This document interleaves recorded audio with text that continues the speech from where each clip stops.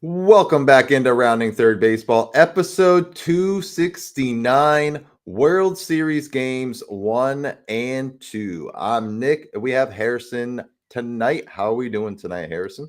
Fantastic, Nick. No baseball tonight, but we had a good weekend of baseball, so no complaints. Yeah, we have a lot to get into. I know we covered a lot of it kind of on our live watch party yesterday, but we will run down the recaps officially tonight and talk about everything else that's going on in the league. All two news stories. But either way, we will talk about it. It's All right. slow news week. Slow news week. And we all knew that going into the World Series, but whatever. Yeah. We'll get into it. But first, make sure you follow and like us on Facebook. You can subscribe on YouTube. You can also follow on Instagram, Rumble, and TikTok. You can also listen on Spotify and Apple Podcasts or wherever you get your podcasts. We also have our affiliate sponsors, Logitech, MLB Shop, and Lids. You can find these links on the tops of all of our socials. So if you buy any of these products, please, please, please do it through our links as we get a nice little kickback with no additional cost to you. Just a great way to support the show. We also have our Rounding Third merch on Etsy. So if you search Rounding Third Baseball, you can find sweatshirts, t-shirts, tumblers, whole bunch of stuff on there. Just another great way to support the show and to bring the finest content to you all. And we have Patreon. We're starting to build a small little baseball community over on Patreon where we talk anything baseball. We're posting reels and just talking about the ongoing news in a smaller, tight-knit community. We will have some exclusive content going there as well. So check us out on Patreon. All right, Harrison. We're going to cover the news stories first, and then we're going to get into the World Series recaps. I have this. It's always cloudy in Philadelphia. Bryce Harper is uneasy with the comments about Dave Dombrowski, about the team kind of getting blown up. His name's getting thrown around in trades, saying something like, I heard my name floated around when I was in DC. That's why I came here and signed a long-term contract. I don't want to go anywhere.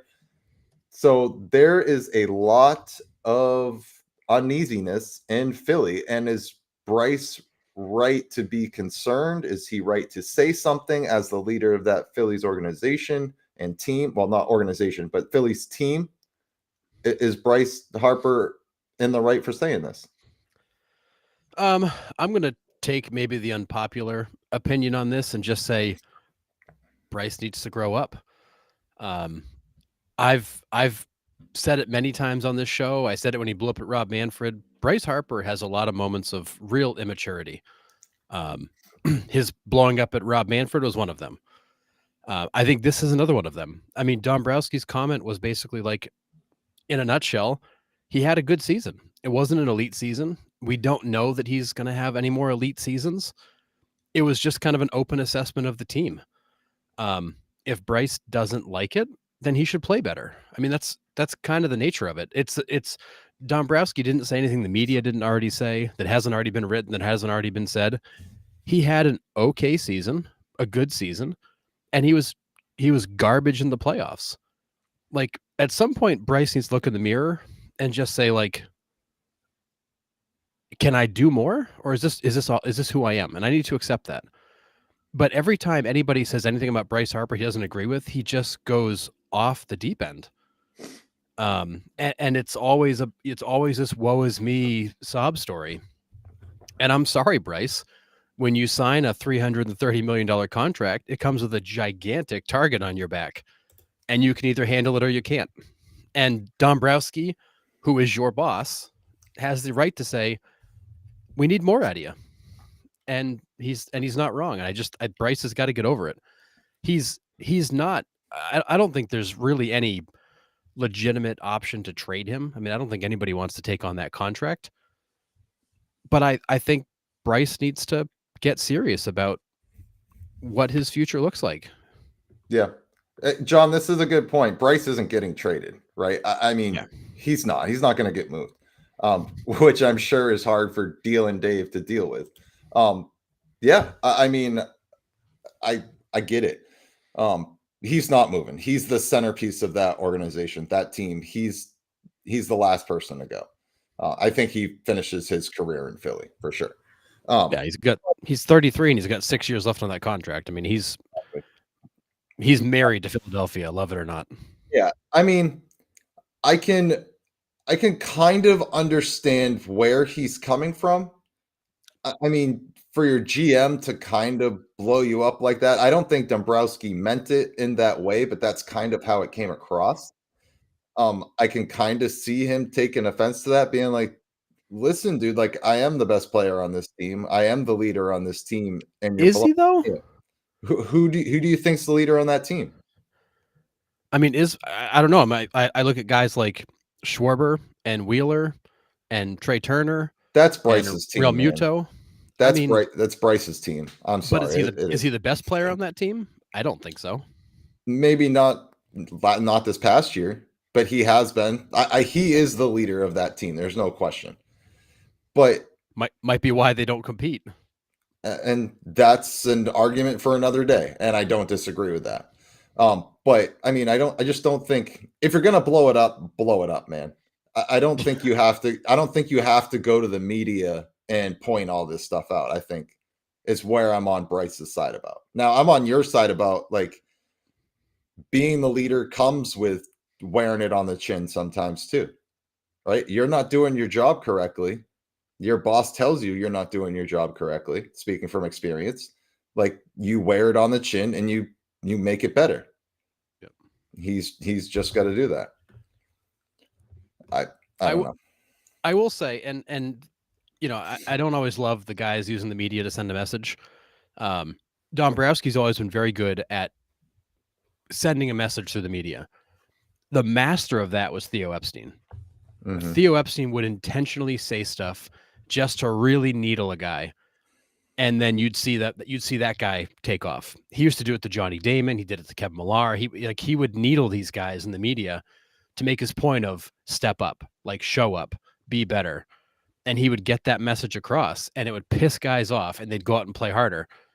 And there might be a little bit of this Dombrowski kind of like throwing down the gauntlet going into the offseason of basically, hey, Bryce, we need you to come back better next year. And you can hate me, you can be mad at me, but I'm going to get what I want out of you for my investment, and I need you to be better. Yeah. And this may be nothing more than Dombrowski firing the missile over the bow to say, you know, step it up, dude. The offseason's here. Show up next year and be better. Yeah. Chad says Bryce will always say something, but he disappears in the postseason, and Washington won after he left. So if it is his team, he needs to step up in big moments. And I agree to an extent. Harper has stepped up in big moments for that Phillies team. He has. He has some big moments in the postseason. This postseason was not a great indication of what that team, that organization can do. They just kind of showed up and I wouldn't even say they showed up. They played 4 games. I was going to say 3 games. I don't think they took the first step. Yeah. So they played 4 games and then they went home. So I don't know. I can see both sides of this for sure. But where does Philly go from here? Like, are they going to tear this thing down? I don't think they can. I think you look around at that team. You know, Realmuto's a free agent. He's likely not going to come back. Schwarber's a free agent. I don't think he comes back.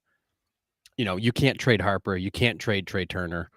You know, you're not going to trade a guy like Wheeler or Nola or Sanchez. You're going to hopefully try to re-sign Suarez. You've got Luzardo still. Like, I don't think you can blow it up. But I do think you can pick around the edges at it. You can move on from Bohm finally. You can move on from Castellanos. You can figure out what you're going to do with Marsh. You can fill your catcher position with somebody else. You can bring in more versatility. And I love Kyle Schwarber, but he's like a manager's nightmare because you can't do anything with him. There's zero versatility there. He does one thing and he does one thing only. Very well, but he does it well. Just that one thing.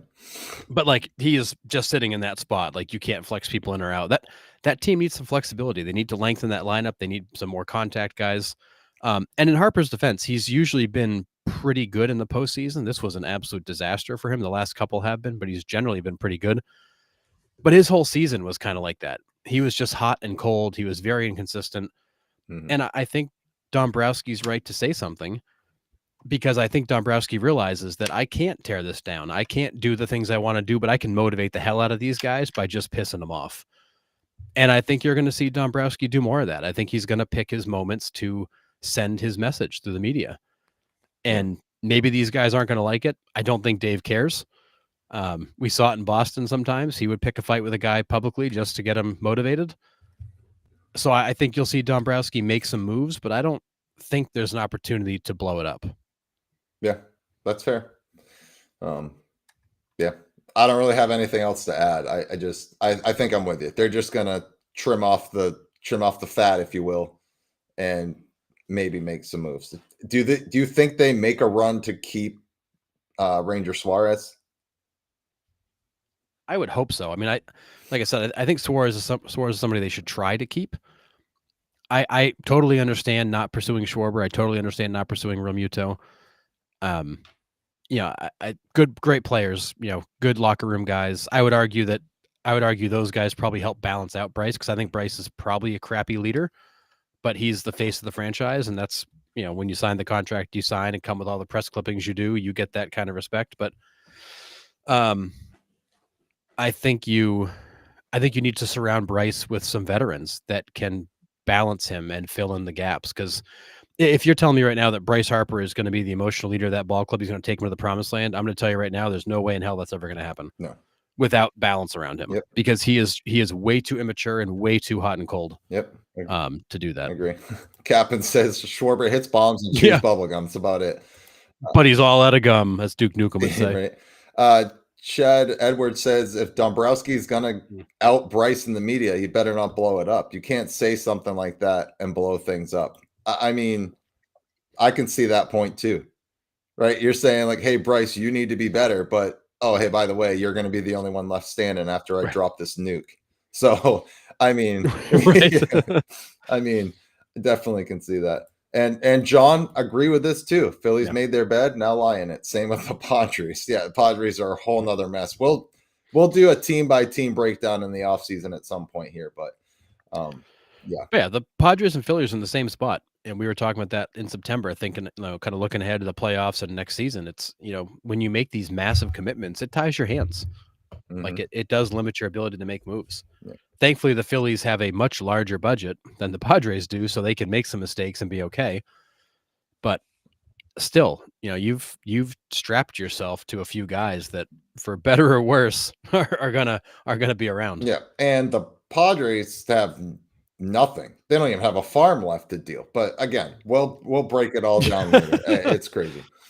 But all right, let's move on to the World Series here. We are tied 1-1. We're going to go down through each game, kind of break it down, talk about each one, and then our outlook for the rest of the way here. So, all Toronto in game one. I mean, it's 11-4 win.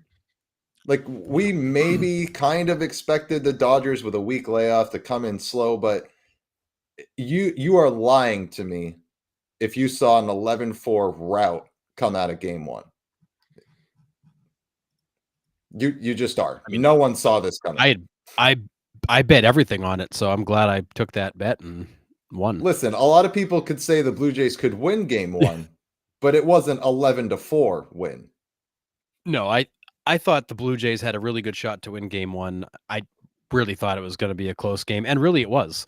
I mean, it was a close game until, what was it, the 6th, where they just exploded. But like we said, the Blue Jays are going to have to. The Blue Jays have to play this differently. They have to play it in a way where, let's keep it close. Let's wear down the starter. Let's get into the bullpen. They did that in game one, and it worked beautifully. Mm-hmm. They wore Snell down. They worked deep counts. They got on base. They chipped away at him. They stayed in that game, got in the bullpen, and then all hell broke loose. And that is how the Blue Jays have to play. You have to be prepared to keep it close, or maybe be behind for a little while, knowing that what you need is coming. Yeah, I think you hit the nail on the head. I mean, with Alex Vesia out of that Dodgers bullpen, it is extremely thin now. Like, you need performances out of the starters, and they need to go 7 to have the Dodgers have a chance in this. Now, listen, their offense can bail them out. We'll get to that in a little bit, but the Blue Jays have to get the starters out before the 5th or the 6th to even have a shot. Because you have Trinan and Sasaki in the back. Sasaki can be a little shaky, we've seen, but since he's made the move to the bullpen, he's been pretty lights out there. So the Dodgers are fine in the 8th and the 9th. It's their mid innings that they struggle mightily, and the Blue Jays took full advantage of that in Game 1. Addison Barger, with the first pinch hit grand slam in World Series history, and that was no cheapie.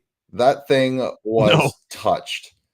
But when you hang a breaking ball about letter high, that's what a big league hitter does to it. Deposits it 450 feet into the seats. Yep. But yeah, when you throw a major league hitter a cookie, he's gonna take it. Yeah, I think the Blue Jays woke up a lot of the country that doesn't get to see the Blue Jays on a regular basis, right? I mean, listen, like I have MLB TV and I watched them a handful of times down the stretch, but beginning of the year, I was just like, I kind of almost forget the Blue Jays are up there unless they're playing my team. Right. And I think a lot of the country is like that too. A lot of the country, they don't, unless you're a Blue Jays fan, you don't watch a ton of Toronto baseball. Now, I could be just making an assumption, but I think they turned a lot of heads in Game 1 for sure. Yeah, I mean, I think a lot of people gave up on them. You know, we for the last couple of years have been saying like this is a good team, they should be in the playoffs, and like every year they would fall apart. Mm-hmm. And it's like, so this year we're like, well, forget it, like we're done picking them, and they finally put it all together. Yeah. Because it's been a long time coming to get to this point. But I do think that a lot of America kind of probably thought, yeah, the Blue Jays, not going to worry about them. The focus was on the Yankees and the Mariners and the Tigers. You get all the headlines, but Toronto put a very nice season together and are not a team that you can take lightly. Yeah. Smooth Will, we'll kind of get to this when we, go for the outlook, but I kind of agree with you here. The Blue Jays blew World Series losing Game 2. We'll get to that. John, I did not see Dan Plesac predict the pinch hit homer before the game. That's crazy. That's wild if he did. I mean, that's talk about pulling a prediction out of thin air. Yeah. And I think they have to win Game 3. If they don't win tomorrow night, it's going to be an uphill battle for the Blue Jays. Again, we'll cover that in a little bit, but yeah, I think Game 3 is a must win for both sides. I think the winner of Game 3 probably takes that series. Yep. If they're up 2-0, I think it's series over. I'm with you. I think the Dodgers, even with their experience, I would be like, you know what? Like our bullpen is too much of a mountain to climb. We can't get there. So it was a big outing by Yamamoto. We'll get to that. I don't know. Yeah, an interesting, John. I think at least from what I've seen, I agree that Trinan has not looked right since the All-Star break. I think for me, it's more he hasn't looked right kind of like since late August, early September on. He hasn't been the same guy. The stuff is still there. Location and command haven't been. We also haven't seen him much in the playoffs, which makes me scratch my head as to, is there something wrong with him? Are they just preserving him? He hasn't gotten a lot of work, especially lately, which makes me wonder, what will he look like when he does come in? Because, he and Sasaki have been sitting there kind of twiddling their thumbs for the last week plus. And you're going to have some big moments you want them ready for. Yeah. Yeah, and so Brandon's with us. He thinks it's because they've been hyped for the last few years. And I mean, Harrison can vouch for me. The last 2 or 3 years, I've been like, Blue Jays are a wild card team. Blue Jays are a wild card team. And they would laugh at me. And then this year I was like, you know what? I'm not putting them in the wild card. I'm taking them off. They've bitten me. I'm done with the Blue Jays. Yeah, they've bitten me too many times. And then here it is. I am like, it's brutal. So if you want somebody to win, send me a message on the side. I'll root for them, and they won't get in. So, it's just yeah. So. Yeah, if Nick picks you for sure are not going anywhere. Yeah, for sure. It's crazy. But all right, let's slide over to Game 2. It was all Dodgers pretty much. I mean, I said to you last night and on the live watch, or maybe it was after, I don't remember. All my days kind of blur together here, but it was kind of a boring game to Yep. watch. Like Yamamoto just lulled everybody to sleep. I mean, it was a boring performance, if you will. And that's in quotes. That's in strong quotes. But that's what a good pitcher does. It's just roll over to second base, roll over to short, soft roller to first, a pop up in the infield. And it's just like, okay, there's nothing happening. But that's because of how dominant he was. This dude is spotting pitches like Greg Maddux in his prime. He is putting this baseball wherever he wants to with any pitch. It's insane. Yeah. And it is, I think there's a number of things kind of at play here with Yamamoto, but I do feel like you're seeing him mature as a pitcher in Major League Baseball.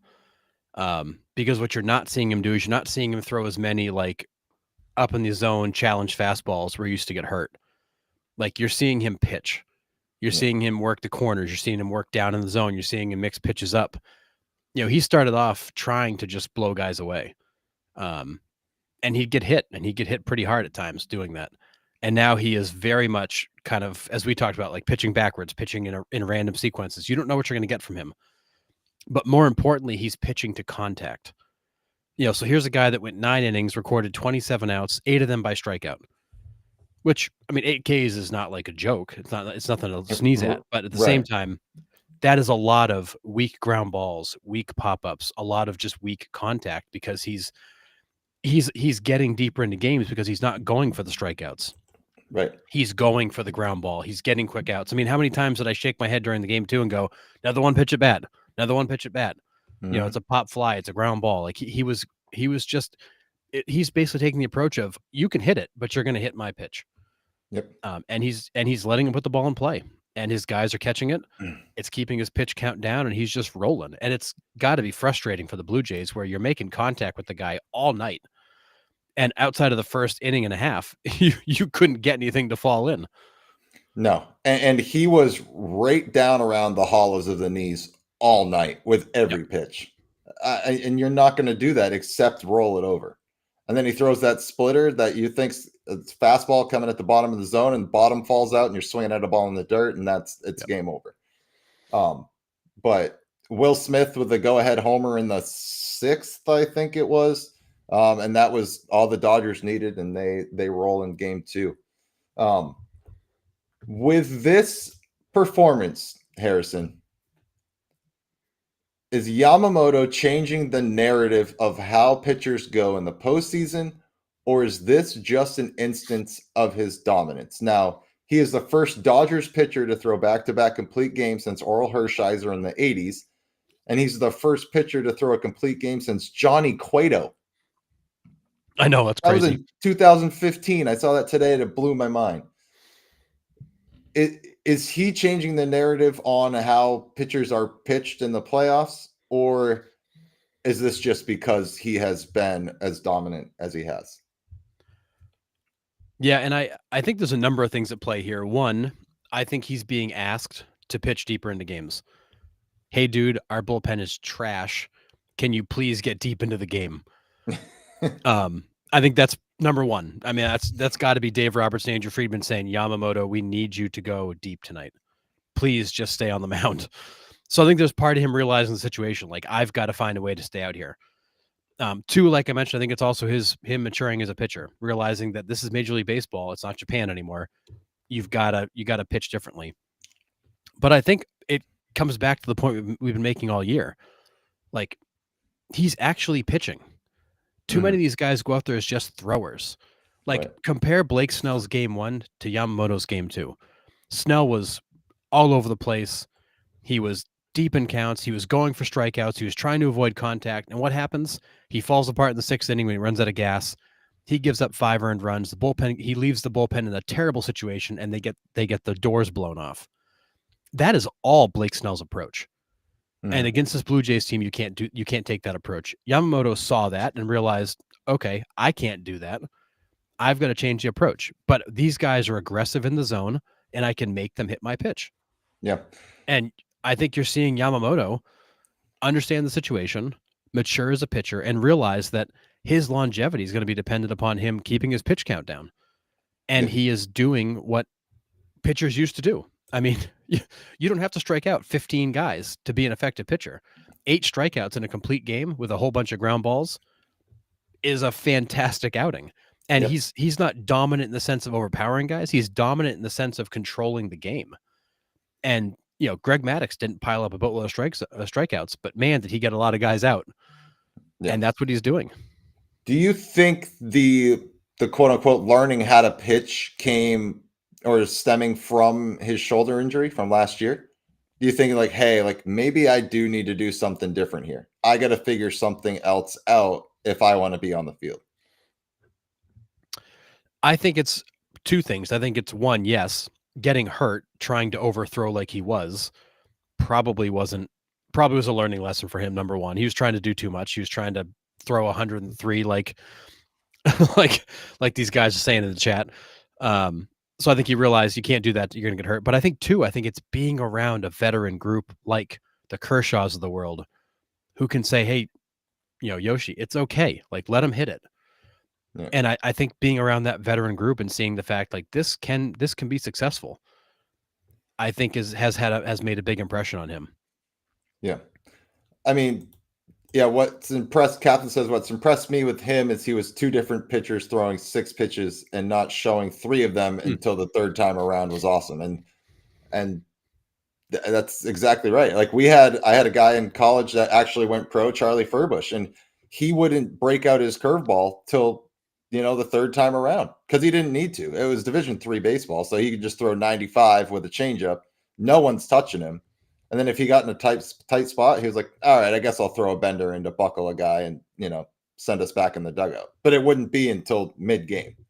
So saving some of the pitchers they haven't seen is definitely, the way to go for sure. Yeah, and Pedro used to do it. Pedro would be fastball changeup for the first 4 innings, and all of a sudden it'd be like fastball curveball. And you're like, where the hell's the curveball been all night?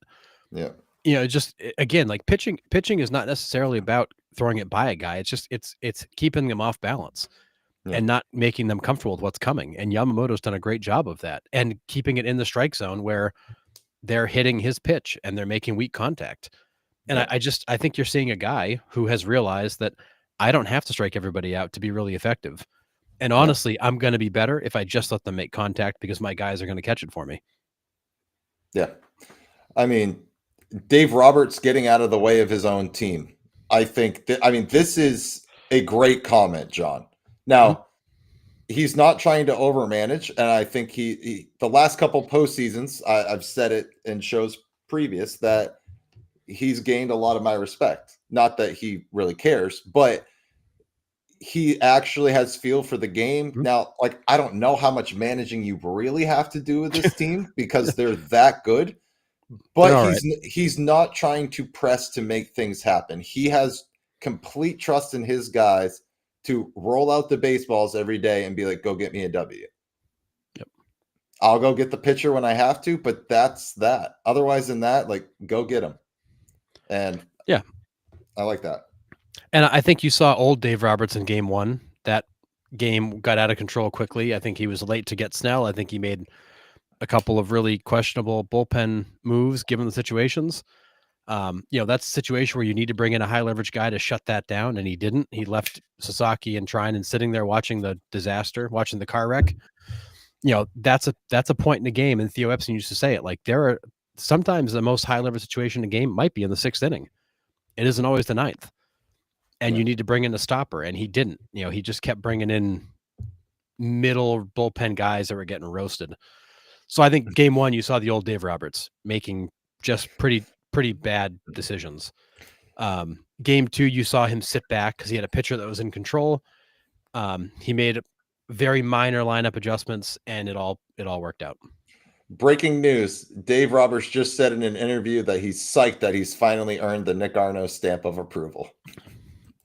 Awesome. Yeah. But with that being said, though, Nick, so you're Dave Roberts, 6th inning. Blake Snell loads the bases. Would you not consider bringing Sasaki or Trinan in that spot to shut the door on what could end up being a runaway train? It's game 1, right? I can if it's a clinching game for the Blue Jays, it's 1,000% Sasaki coming in, right? I think game one, I think you're trying to preserve your non-existent bullpen there. And your best option at that time might be Blake Snell. Right? I mean, we've not having Alex Vesia in that spot hurts because that's his spot. A high leverage spot where you need an out. That's Alex Vesia. Again, prayers to his family or whatever they're going through, but Yeah. that's his spot. So that's a huge hole. So I don't know if that's Dave Roberts overthinking or just being like, I don't really have a better option other than my ace right now trying to get out of this. That's my view on it. Yeah. And I think it's game one, like I said. Yeah, but at the same time, just because game 7 ends a series doesn't mean it's not won in game 1. Oh, I agree. We've seen many times where, a bad blunder in game 1, you look back on and that really was what decided the series. I look at it as, a leverage situation happens when it happens. You need a way to shut that off. They chose to go I would say the conventional route of just bring the middle bullpen guys in and see what happens. But in reality, if you get out of that inning with only giving up a run or two, you leave that, it's 4-2. Now Shohei's 2-run home run ties that thing. Now you're in the 9th inning in a tie game. Like, you could have potentially won game 1. So I in my view, I look at that as Dave Roberts didn't play game 1 to win. He played game 1 to be prepared for tomorrow. Yeah. He basically mailed game 1 in and got ready for game 2. Okay. Yeah, I mean, I can see that for sure. But I mean, I don't know. I think it's tough when you have two arms in your bullpen that you can count on. And sounds like maybe 1.5 because you guys aren't high on Trinan, which is fine. But those are really the only two guys that you have at this moment that you have full trust in to go in and get the job done. I think if he brings in Sasaki, it doesn't work. The Blue Jays still blow up. Now the whole narrative changes to, oh, Dave Roberts is in panic mode. Right. And it's like, oh, he shouldn't be in panic mode if this is game 1 and the team that he has. And Roberts is already panicking. So I think that could also set a bad tone for the rest of the series if he does hit the panic button there. I mean, bases loaded, nobody out in a tie game. Game 1, game 4, game 7. I mean, it should be panic mode. I mean, I get it, right? It's the World Series. You're scrapping however you can to get those 4 wins. I get it. But I think, I mean, it's different if it's game 4. It's different if it's game 7, obviously, right? I mean, game 1, you still can go and win 4 out of the next 6 and you're fine. I mean, and the Dodgers are in good shape, but yeah, I don't know. It's a weird situation, but I think for me, it's the lack of bullpen depth that they have is the reason he kept him in. Yeah, and I think it's a style and type of play. Like, do you play for today or do you play for 7 games? And I think Dave Roberts is playing for 7 games. He wasn't playing for game 1. And that's one of the things I appreciated most about like a guy like Terry Francona is that he always played for today. He played the situation. Because if I don't win today, then tomorrow's not nearly as important because I didn't get the W today. Yeah. And it's a style and it's a type of play. But at the same time, we don't know what the situation of that bullpen was. Maybe he was afraid to bring Trinan in because he's rusty. Maybe Sasaki hasn't seen a live batter outside of his own teammates in a week. Maybe those weren't good situations to bring him in. Or maybe like we used to say about Ryan Brazier, maybe those guys suck when it's not a clean inning. I don't know. Right. So maybe Sasaki would have come in and blown up. I don't know. But I just feel like if you've got option A and option B sitting in the bullpen and the wheels are about to fall off, you should at least think about putting them in versus bringing in option D, E, and F and getting your heads kicked in. But to keep the analogy rolling or not rolling because the wheels are falling off, if you don't have the tools to put the wheels back on, you have to let them fall off. Yeah. And that's essentially, I think, what the Dodgers are right now. Like, they have to play a specific type of game to utilize their bullpen correctly. And if they don't, they're going to lose the game. If the Blue Jays can somehow, okay, so let's switch. Let's switch our thinking here. Let's go to the preview of the rest of the series because that's where we're kind of heading now. Yeah. The Yeah, I Blue mean, Jays, everything sets up the rest of the series. I mean, every move right. you make in game one influences what you do later in the series. All right, so let's kind of get into that. So for me, the keys for the Blue Jays, they got to get to the starters. They got to force Roberts to get to the bullpen. Just what I've just been saying for the last 20 minutes. That is the key for the Toronto Blue Jays. You have to get to those arms. You got to knock out Glasnow early. Now, Glasnow's usually only about a 5-inning pitcher. That's about all he's got. So I think I like the Blue Jays here in game 3 for that reason, because somehow Roberts has to bridge inning 6 and inning 7. Yes. Now, the Blue Jays have proven that they can lengthen at bats, and that is not great for Tyler Glasnow, who is a 5 innings pitcher. So I do like the Blue Jays here in game 3. And what does Roberts do with the bullpen? I don't know. However, the Blue Jay side of the starting pitching in game 3, I'm not really jazzed about either. I think this is where the Blue Jays are kind of weak on this backside of the rotation. Can the Dodgers hammer that starter, and then it doesn't matter what Dave Roberts does to his bullpen? I don't know. Yeah, this is where the differences in the teams will shine, is games 3 and 4, because the Blue Jays are gonna roll out. I mean, Scherzer's not nobody. He's got a great track record, and Bieber's not nobody. But they're also guys who can be very inconsistent. Scherzer's at the very end of his career. He's 41. I mean, for all we know, he could wake up tomorrow and sneeze and throw his back out and miss a start. So, I mean, the kind of stuff we do. Yeah, I did it before the show. So, but so I think, but at the same time, Scherzer in the playoffs is a different cat. I mean, he's going to be intense. He's going to be hyped up. He's going to be out there battling. I loved when he looked at Schneider and basically said, "I'm not giving you the damn ball. Get off the mound."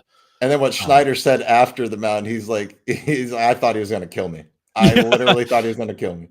Like, you're going to get Mad Max in a World Series. You're going to get Mad Max. So, like, although he isn't the same guy he used to be, I still like him in a playoff setting.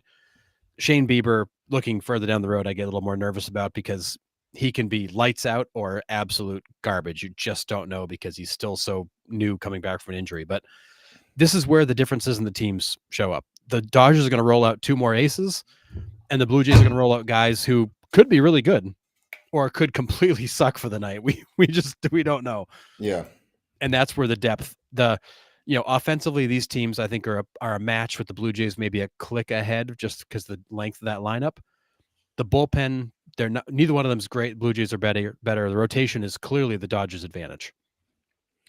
But Glasnow against this Blue Jays team, I think, is a terrible matchup for Tyler Glasnow, because the one thing I'll say is that the breaking stuff he throws, I do think the Blue Jays will struggle with. They don't hit good breaking pitches down to the zone great, outside of like Vladdy. So I think Glasnow's got the ability to mix it up. But Glasnow is going to have to throw strikes to stay in that game long, and this team feasts on strikes. And the veterans on that team have seen Tyler Glasnow from his time in Tampa. So they do have some matchup history. Now, the Blue Jays also have a lot of young guys that probably have not seen Tyler Glasnow, because either A, he's been hurt, or B, he's been in LA. So it's an interesting matchup for me. I think game 3, I'm taking the Blue Jays, and it's by a slight margin. I think this could be the closest game of the series. I think this could end up a 5-4 finish, a 6-5 finish.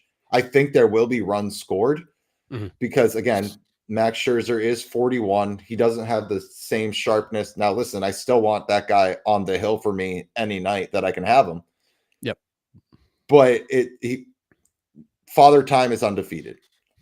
It is. And as great as Max is, I think he's still going to give up some runs that you can't hold down that Dodgers lineup. And like, they put up a quiet 5 runs last night. Other than Will Smith's homer, I don't remember how they scored the other 3 runs.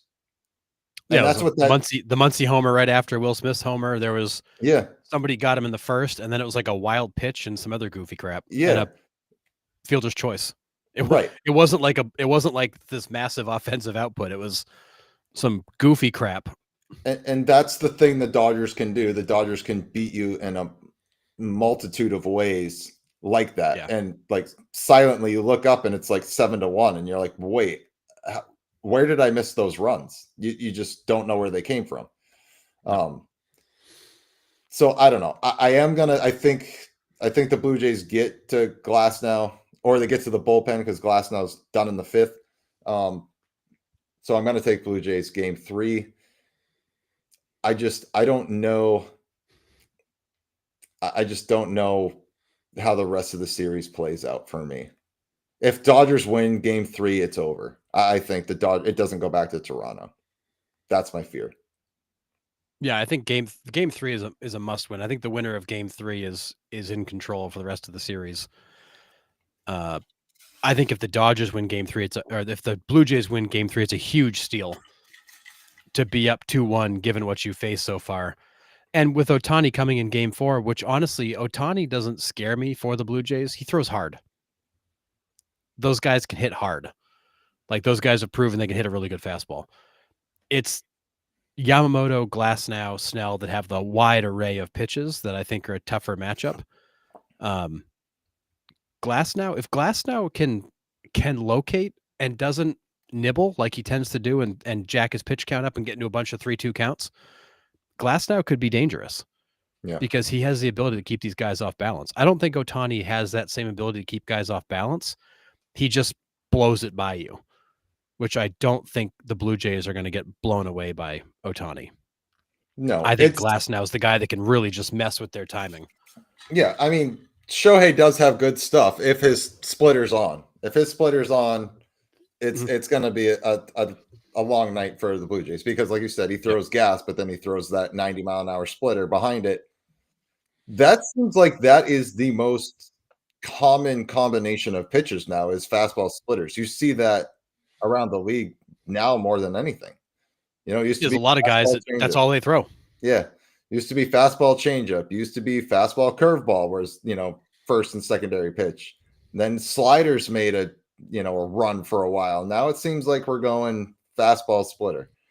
But I mean, I think about like when Roger Clemens learned the splitter, he basically gave up all of his other pitches and just became a fastball splitter guy effectively. Yeah. I mean, it's a nasty combo because that splitter looks the same.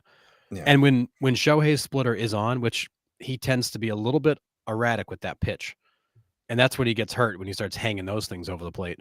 Mm-hmm. But when that splitter is on, it's a nasty combination to be 102 with and then a 90-mile-per-hour splitter. Yeah, it's not.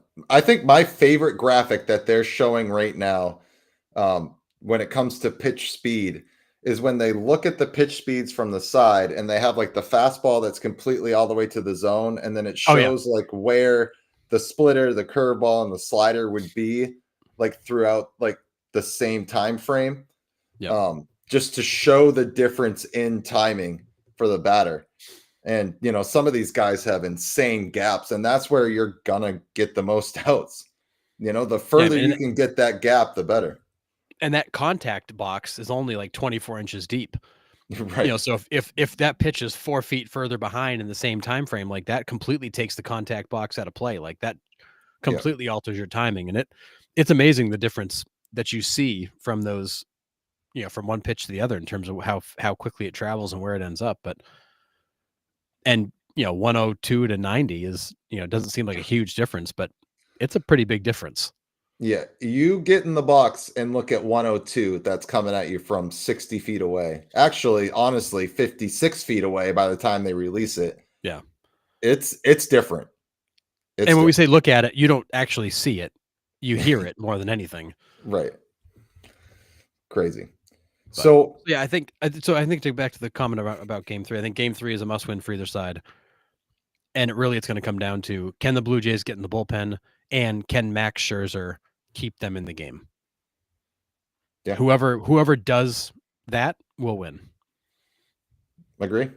Yeah, I think both teams are kind of in the same boat there, right? Because I think if the Dodgers can get to the Blue Jays bullpen, they're not exactly great either. They have a couple more options than the They do. Dodgers do, but they're not, I wouldn't say fantastic. They're not the best bullpen in the league. No, the bullpen is okay. It Mhm. is not. I wouldn't even say it's good. It's It's okay. serviceable. It's serviceable. Yes, the Dodgers bullpen is terrible. The Blue Jays bullpen is serviceable. Yeah. So for me, That's I it's I it's it's sad to think that's an advantage for the Blue Jays having an okay bullpen. right. Yeah. So game three, my thing is Glass now out by inning five because track record says that's all he's been going lately. Yep. Um, and the Blue Jays take advantage in the sixth or seventh inning. So this game might be a slow burn, but once Yeah. they get to the bullpen, it might be all right. Or Yeah. I I could think. be completely wrong and both teams put up 15 runs in the first. Who Well, knows? no, I I mean, mean, but I think both games so far have been a slow burn. I mean, yeah. game one was a 2-2 game going into the sixth inning. Then the Blue Jays exploded. Game two was a 1-1 game going into the sixth inning when the Dodgers started to chip away. Um, it's they've both been slow burns. It's like a boxing match. They're just kind of like jumping around, taking small shots at each other just to see what's going to happen, and then they finally all kind of settle in and play their game. Going back to LA is I will say the Blue Jays have been a great road team. Mhm. And maybe leaving Toronto is to their advantage. I don't know, but I do think that they're if they can come out in the first inning and throw a punch and get Glass now kind of thinking, then I think they could easily just get to him and light him up. But I'm with you. I think this becomes another one of these slow burn games for the first 5 innings. It's 1-1, 2-2, and then all of a sudden 6, 7, 8, all the action shows up. Yep. So are you still sticking with your Blue Jays in seven? I'm still going Blue Jays in 7. I still think them being in LA doesn't scare me. I think they've proven to be a very good road team. I think they like hitting first. I think they like being able to get up early.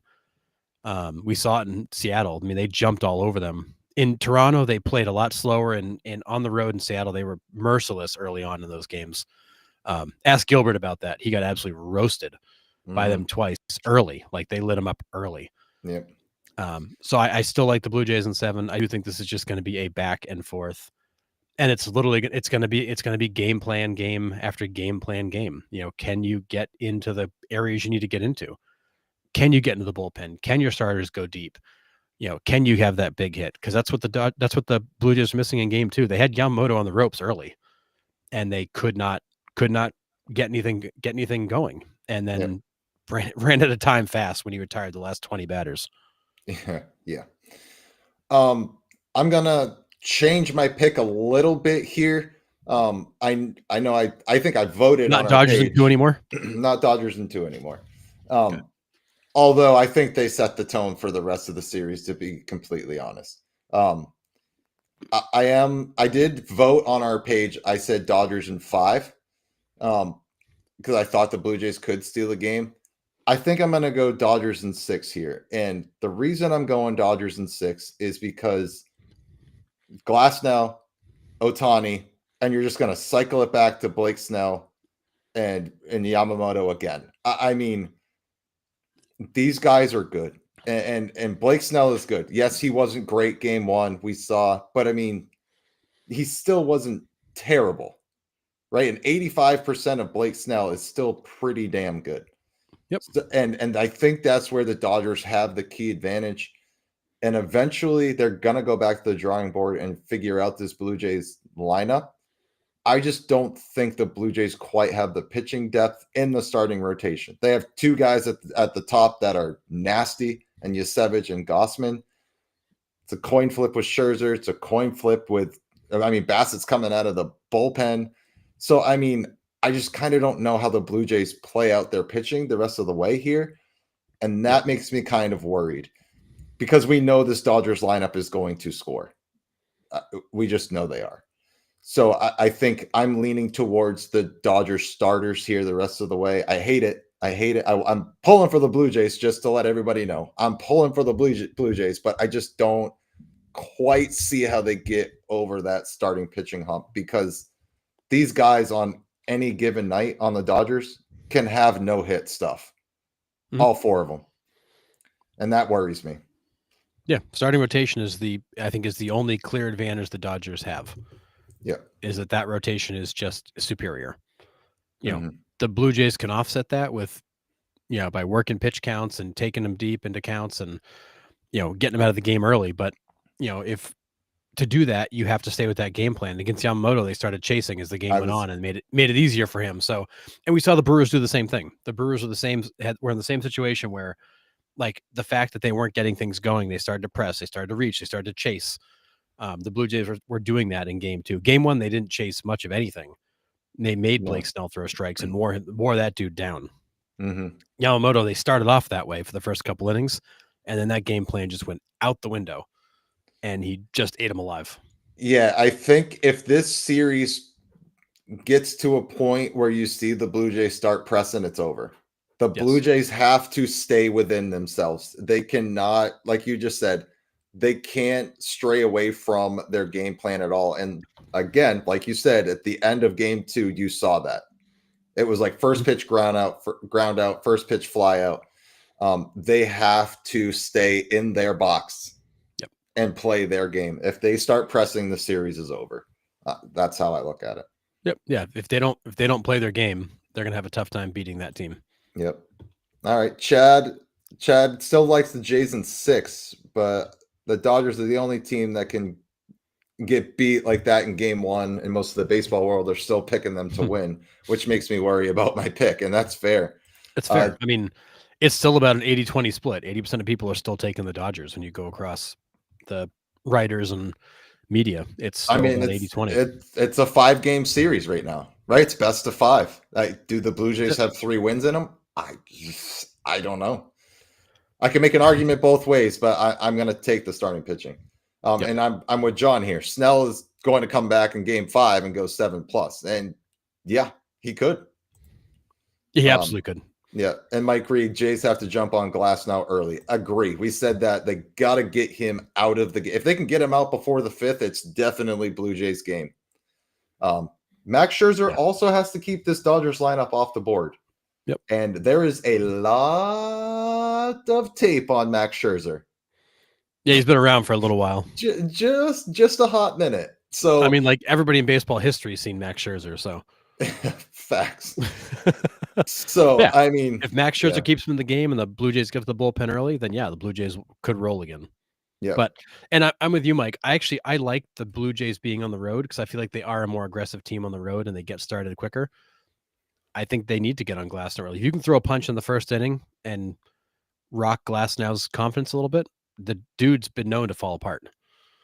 And if you're in that bullpen in the literally third or fourth and figuratively, yeah, but if you're in the bullpen in the 3rd or 4th inning, forget about it. It'll be a bloodbath for the Dodgers. Yep, agree. That's their key. Yeah, I think that's all I got on that. Game 3 tomorrow. Who is going for the Blue Jays? It's Scherzer. Oh yeah, Scherzer. Sorry, in Glasnow. So who's going to go game 4 for them? Have they released that? Bieber. So Bieber's 4. Yeah, so it's Scherzer Glasnow tomorrow, and then it's Bieber Ohtani game 4. Okay, so both are going to go with 4-man rotations. Yep. Yeah, and honestly, I hope the Blue Jays catch a little luck here, and Scherzer and Bieber are like, retro versions of themselves, because there was a day when those guys were absolutely lights out. Yeah, for sure.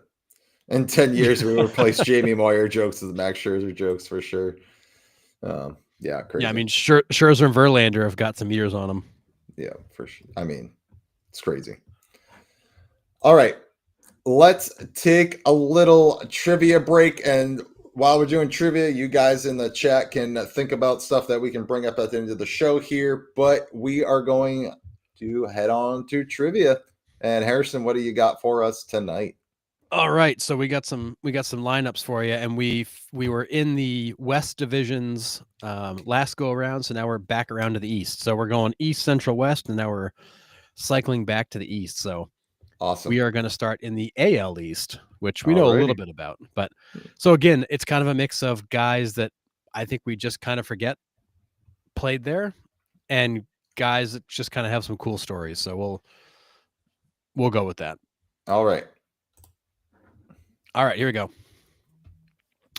Who is missing from the 2019 Tampa Bay Rays opening day lineup?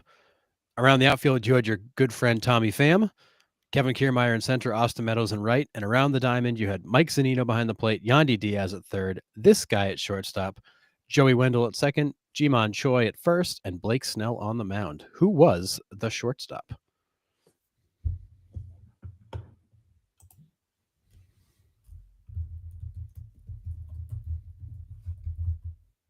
No, sir.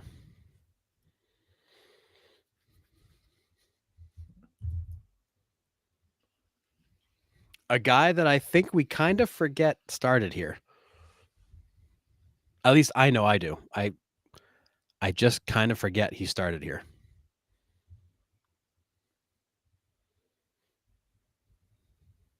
So Jason Bartlett was before him, right? Bartlett was before him. It's obviously awfully not, quiet too. Yeah, it's not.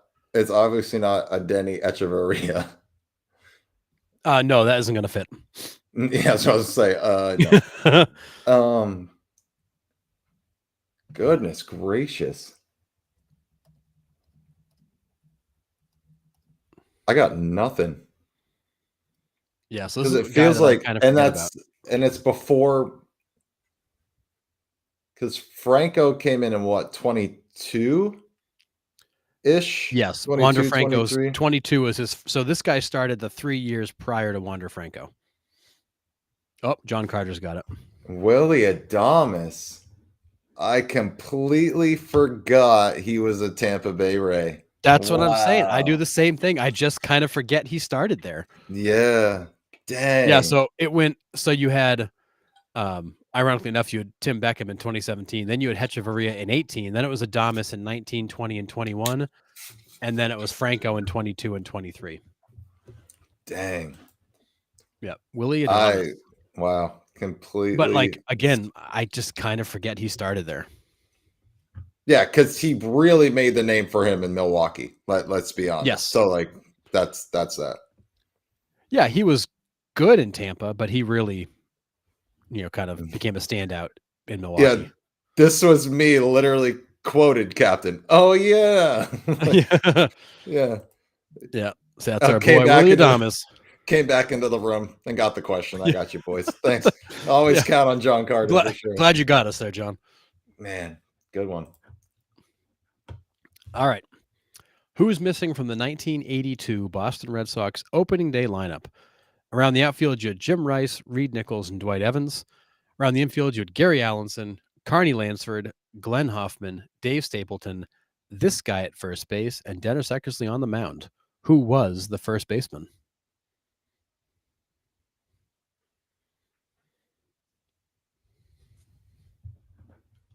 Just because I think it fits, and this is an absolute guess, but obviously before my time. No. Is it? Is it Carl Yastrzemski? It is Yaz. No way. That is Carl Yastrzemski. So what most even Red Sox fans forget is that Carl Yastrzemski played like a quarter of his career at first base. We just don't think of him as a first baseman. No. But later in his career, he played a lot. I shouldn't even say later. Like he played it throughout, but he played it more so later in his career. But he was absolutely a first baseman for about 25% of his games played, which I never remember. Yeah. So I guess Jeff Blankenship, and I don't know why the heck that name popped into my head. It sounded like a baseball name to me. I just thought it was a name. He is on Baseball Reference, just to let you know. So if you're curious about Jeff Blankenship's career, he was born in 1961, drafted by the Oakland A's in the 8th round from the 1979 June amateur draft. So I actually had like the timeline, but he's got no stats. Yeah. Yeah. So get this. So Yaz was the starting left fielder from 61 to 72. And then in 73, he was the first baseman. And then in 74, he went back to the outfield. Then 75, he went back to first base. 76, he stayed at first base. 77, he went to right field. 78 and 79, back to left field. Then he DH'd. And then in 82, he went back to first base. They kind of shuffled Yaz wherever they needed him to fill a hole. Rafael Devers, take notes. Yeah, I was going to say, you wonder why Red Sox fans are so annoyed by Devers. Well, here's a guy in Yaz who just basically got year to year, they just move him around. It was like, hey, we need you over here. Okay, I got you. Yeah, crazy. Yeah, doesn't. Maybe this is who I was thinking about. Oh, Lance or Kevin maybe. Blankenship. Yeah, I don't know. I was just trying to make the letters fit, and I think I was close. But Yeah, you weren't too far off. That's pretty good. Blankenship. It would have fit. Jeff Blankenship would have fit. Yeah, crazy. Yeah, John, you're totally right. When you can hit, they'll find a place for you. Like, Yeah, no doubt. Yeah, I mean, fair. That's fair. That'll always play. So, all right, here we go. Who's missing from the 1993 Toronto Blue Jays opening day lineup? So, in honor of the World Series run, we'll do 93. Around the outfield, you had Joe Carter, Devon White, Darren Jackson. Around the infield, you had Pat Borders, this guy at third base, Dick Schofield at short, Roberto Alomar at second, Domingo Martinez at first, Jack Morris on the mound. So, who was the third baseman? And that is correct. Yeah. I used to love this guy. This was when I really started to fall in love with baseball. My fourth grade teacher, for whatever reason, was a huge Toronto Blue Jays fan. So we watched the World Series, and then that's when I really started to get into baseball here. Yeah, it's absolutely Ed Sprague for sure.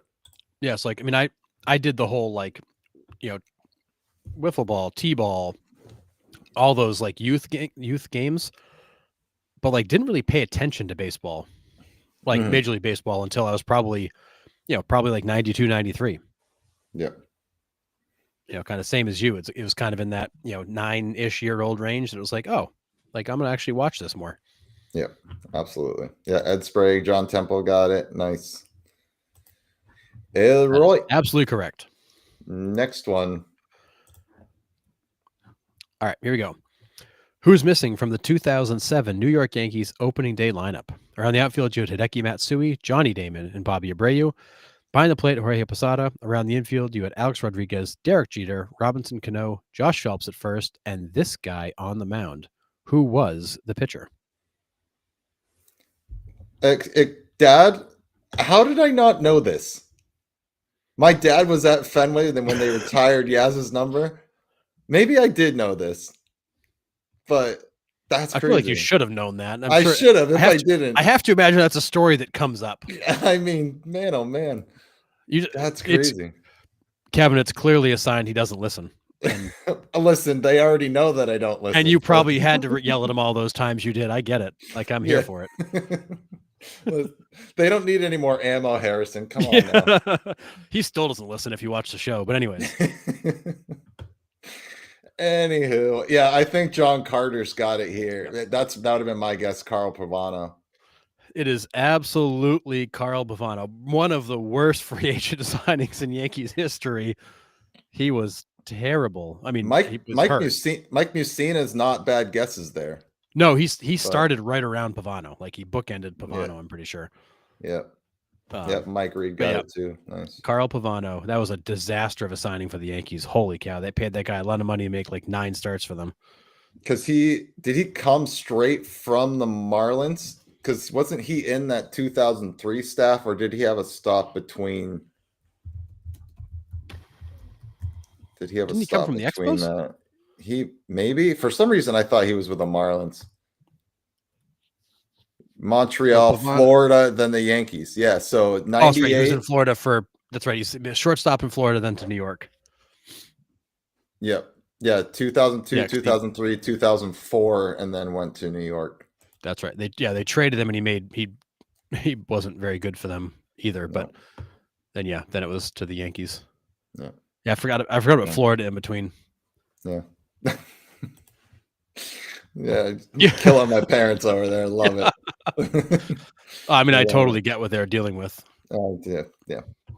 Anyways, moving on. All right. moving on here. All right. Who's missing from the 1991 Baltimore Orioles opening day lineup? Around the outfield, you had Randy Milligan, Mike Devereaux, and this guy in right field. Then around the infield, you had Bob Melvin behind the plate, Craig Worthington at third, Cal Ripken Jr. at short, his brother Billy at second, Glenn Davis at first, and Jeff Ballard on the mound. So who was the right fielder? Big baby Glenn Davis at first thought he was a Celtic. Yeah, I mean, he spent a little time with the Orioles before he got into basketball, apparently. Gotcha. I mean, was Big Baby even born in 91? Probably not. Man, this one's going to kill me. It's going to even more, it'll be more painful when you see the name and you're like, wait, what? He was an Oriole? Oh, it's one of those pieces, huh? This is one of those.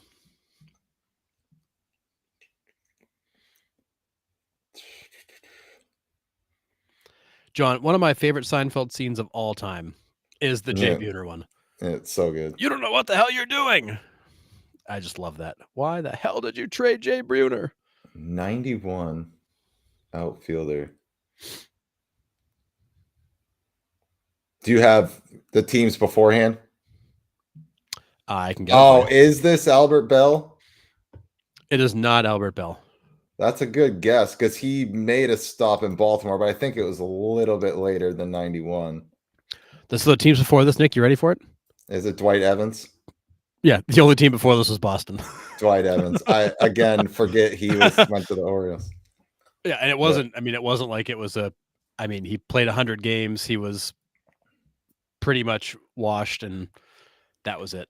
But yeah, and in my brain, that's one of the best pictures with the Orioles. Just like that look of frustration after probably was another K.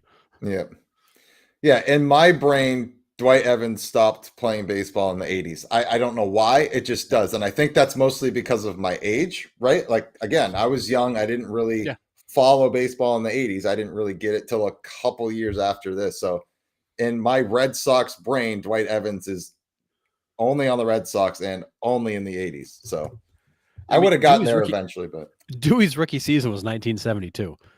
Yeah. He was with the Red Sox through 1990. He went to the Orioles for 100 games and retired. Like that was his career. It was 20 seasons, 19 with Boston. Yeah, crazy. But that Oriole season was always weird. Yep. And the clip of him when he returned to Fenway was pretty incredible with the ovation he got from the fans when he came back. Yeah. Awesome. But yeah, weird one. Yeah. All right. So we're out of the AL East, heading to the NL East now. So who's missing from the 1996 New York Mets opening day lineup? Around the outfield, you had Bernard Gilkey, Lance Johnson, and Butch Husky. Behind the plate, Todd Hundley, this guy at third base, Ray Ordonez at short, Jose Vizcaíno at second, Rico Brogni at first, and Bobby Jones on the mound. So who was the third baseman? I loved Jose Vizcaíno. He was on the Cubs there for a little bit in the 90s on WGN, so I got to watch him a lot. Lance Johnson, the same thing for the White Sox. There's one announcer who always called him Vizcaíno. Jose Vizcaíno. 96 Mets. Again, we could watch two teams growing up. It was the Cubs and the Braves. So, like, man. Yeah. It's not David Wright. It's too early. Say this is not a guy remembered as a third baseman. He's remembered as a second baseman. And a pretty damn good one. Jeff Kent? Yes, sir. No way. At third. At third. Wow. He played third for a few seasons. I don't know if it was like injury. It was necessary because of injury or what, but he did play some third base. Again, this guy is Giants and Astros for me. It is weird how we have players in our heads where it's like, I don't picture this guy in another uniform ever. Like, he looks really weird in a Mets uniform to me because it's just Giants and Astros up here and Dodgers. Giants, Dodgers, and Astros up here for me. Well, what's funny with Kent is he started his career in Toronto, got traded to the Mets his rookie season, and then was with the Mets until he went to Cleveland in 96 for 1 year, and then was in San Francisco in 97, and then his career exploded. Yeah. Like, he was kind of a guy looking for a full-time gig, I mean, he was good with the Mets, but then he just blew up in San Fran. Yeah. Well, that also helps when you got a good old Barry Bonds sitting in front of you. That will help you out. Yeah. Yeah, I mean, but he played, he played 158 games at third base. Kind of the Mets were just trying to find a place for him because he showed that he could hit, but they couldn't find a full-time spot for him. Yeah. And then when he went to the Giants, they needed the second baseman. It all clicked. Yeah. Man, it's a great one. He's the only MLB second baseman in Major League history to record 6 straight 100 RBI seasons. Did you know that? I did, because I think we had that as a trivia question probably Yeah. a couple years ago now. Yeah. Dude is a machine, Pretty an cool. offensive machine. Yep. Absolutely. So, all right. Who's missing from the 1984 Montreal Expos opening day lineup?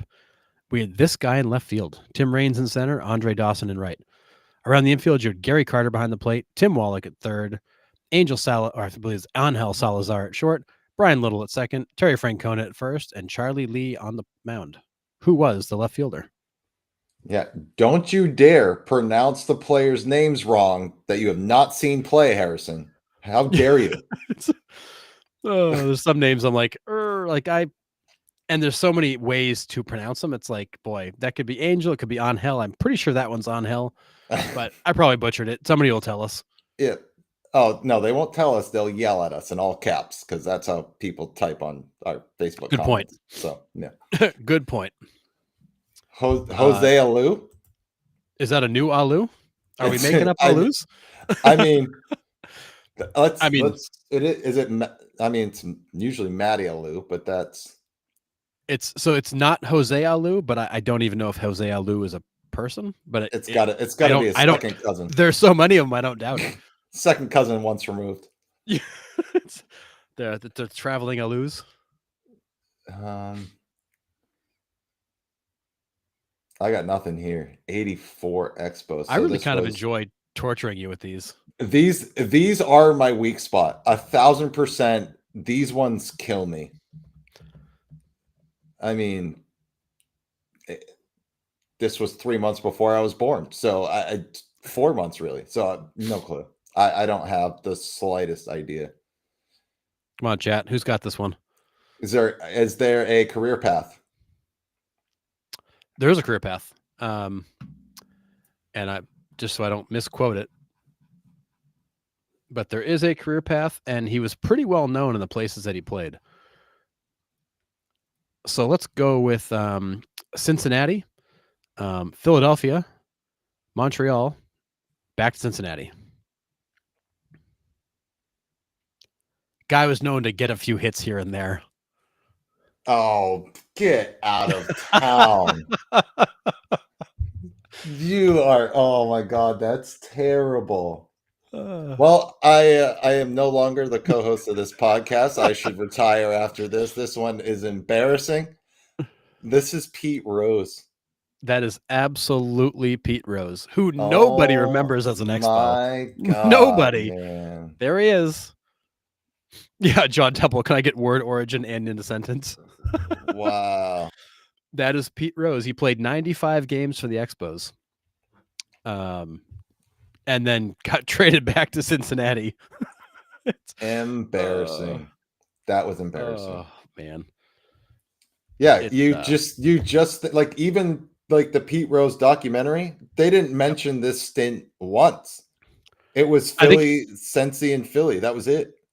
Yeah, I think he made one comment about the fact that, like, you know, his short time in Montreal, but like that was it. They never showed a picture of him in an Expos uniform. Nothing. He just made a comment about having been there, and that was literally it. Yeah. I mean, it's 2/3 of a season that I don't think anybody talks about. Yep. Tom, and he wasn't even really good there. He didn't play well. Yeah. Yep. So you guys all got it with me there. Yeah, Pete Rose for sure. Man. All right, we're going to move on from that one. That was one I was like, either everybody's going to get it or nobody's going to get it. Because it's one of those, like, you either remember it or you just don't. Yeah. Damn. Crazy one. Yeah, that's a tough one. Like I said, I enjoy torturing you with these, so. Weak spot. All right. Who's missing from the 2014 Miami Marlins opening day lineup? Around the outfield, you have Christian Yelich, this guy in center, and Giancarlo Stanton in right. Around the infield, you had Jared Saltalamacchia, Casey McGee, Adini Hechavarria, Jeff Baker at second, Garrett Jones at first, Jose Fernandez on the mound, RIP. Who was the center fielder? It, you butchered quite a few names on that one, so Yep. That's a tough one. It's McGahee. I thought it was McGee. I thought he went by McGee, not McGahee. Oh, maybe whatever. Maybe I'm butchering it, but Danny, it's Adani Echevarria. Hechavarria, not Hechavarria. Yeah. I always do that with that Varia ending. I always. Or you never know if the CH is hard or not, too. That's I know. Like Hechavarria. Whatever. These names Anyways, kill me. Yeah, this one's brutal. Center fielder here. Preston Wilson? No, but good guess. It's too All right, late. for the record, Casey, it is McGee. It is McGee. That's the pronunciation. Look up. Because I always think of Willis McGahee when I see his last name, and I always want to say it wrong. Right? Maybe that's where I was going with it. So look up Hechavarrias and see if I'm saying it right. Oh God, I don't even. That's a mouthful. I'm pretty sure it's Adani Echevarria. Or Adani. It's Adani Echevarria. Okay. Yeah, Adani Echevarria. Whatever. I was partially right. I'll take it. Potato. Marcelo Zuna. I think you're right. I think it could be. That center. Is absolutely Marcelo Zuna. Because this outfield was a powerhouse. How was that 2014 team not better? Even their that whole stretch of Marlins, like they were about ready to go on a run. The death of Jose Fernandez really set them back. Like it completely tore down that organization. It was bad. Well, and they weren't even having like a great season before that. Like there's so much. I mean, I granted these guys were all young. Like look at that picture of Ozuna. Yeah. These guys were all really young, but man, oh man. Yeah. Yeah, I mean, you had insane amount of talent. You had Justin Bohr in there. You had JT Realmuto in there. You had Yelich. You had Stanton still at some point. Like that Marlins team was rearing and ready to go, and then Jose Fernandez passes, and they just couldn't recover. They couldn't. I mean, John Temple, you're probably not wrong. Terrible, but probably not wrong. No. Yeah, but you had like all these guys coming in and out, and then you had Chisholm come in and overlap with some of these guys. It was this amazing amount of talent that just never put anything together. And D. Gordon had some great seasons for them. Yeah, had a couple 200 hit seasons. Like I mean, they were good. They were ready, but yeah, brutal. All right, who's missing from the 1991 Atlanta Braves opening day lineup? You had this guy in left field, Ron Ganton center, David Justice in right. Around the infield, you had Mike Heath behind the plate, Terry Pendleton at third, Rafael Belliard at short, Jeff Treadway at second, Sid Bream at first, John Smoltz on the mound. Who was the left fielder? So Terry Pendleton's MVP year. Yep. Where's Michael? This one is... Outfield stayed pretty much the same when I started watching them. But 91... Yeah, they had a fair amount of consistency there. 91's killing me. That's the right timing. Deion Sanders. Is it Deion? That would be correct. Yeah, prime time. Deion Sanders. Captain David Justice he was good. He was really good, but I don't think he can play left and right at the same time. But I mean, he was good. Deion might have been able to. He would have told you he could. Yep. Marquise Grissom is a really great guess, but he's a couple of years later. Yep. Yeah. Oops, he's in right field. Yeah, it's all good, Captain. Yeah. Yeah. So that is Neon Deion, who in 91 did not have a good season. Yeah. Hit 191, played 54 games, kind of a hot mess that year. But he was much better in 92 for them. Yeah. But 91 was a disaster. Yeah. And that was coming off of a not a good season in 90 with the Yankees. Yeah. I always pictured Deion a little bit later in the 90s for whatever reason. I forget that he started like early 90s. Yeah, because he was 89 with the Yankees. He was there for a couple of years, then in Atlanta for 4, and then in Cincinnati for a couple, then San Fran, then sat out a year, then played again, then sat out 2, then played again. Yeah. I mean, a guy who was a career 263 hitter, but he only played in 641 games. I mean, he was, part-time. Yeah. Crazy.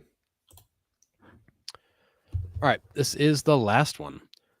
So who's missing from the 1999 Philadelphia Phillies opening day lineup? You had Ron Ganton left, this guy in center field, Bobby Abreu in right, Mike Lieberthal behind the plate, Scott Rowland at third, Desi Relaford at short, Marlon Anderson at second, Rico Brogna at first, and Kurt Schilling on the mound. Who was the center fielder? Mm.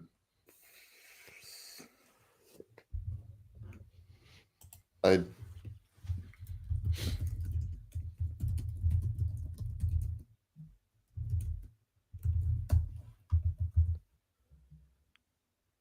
No.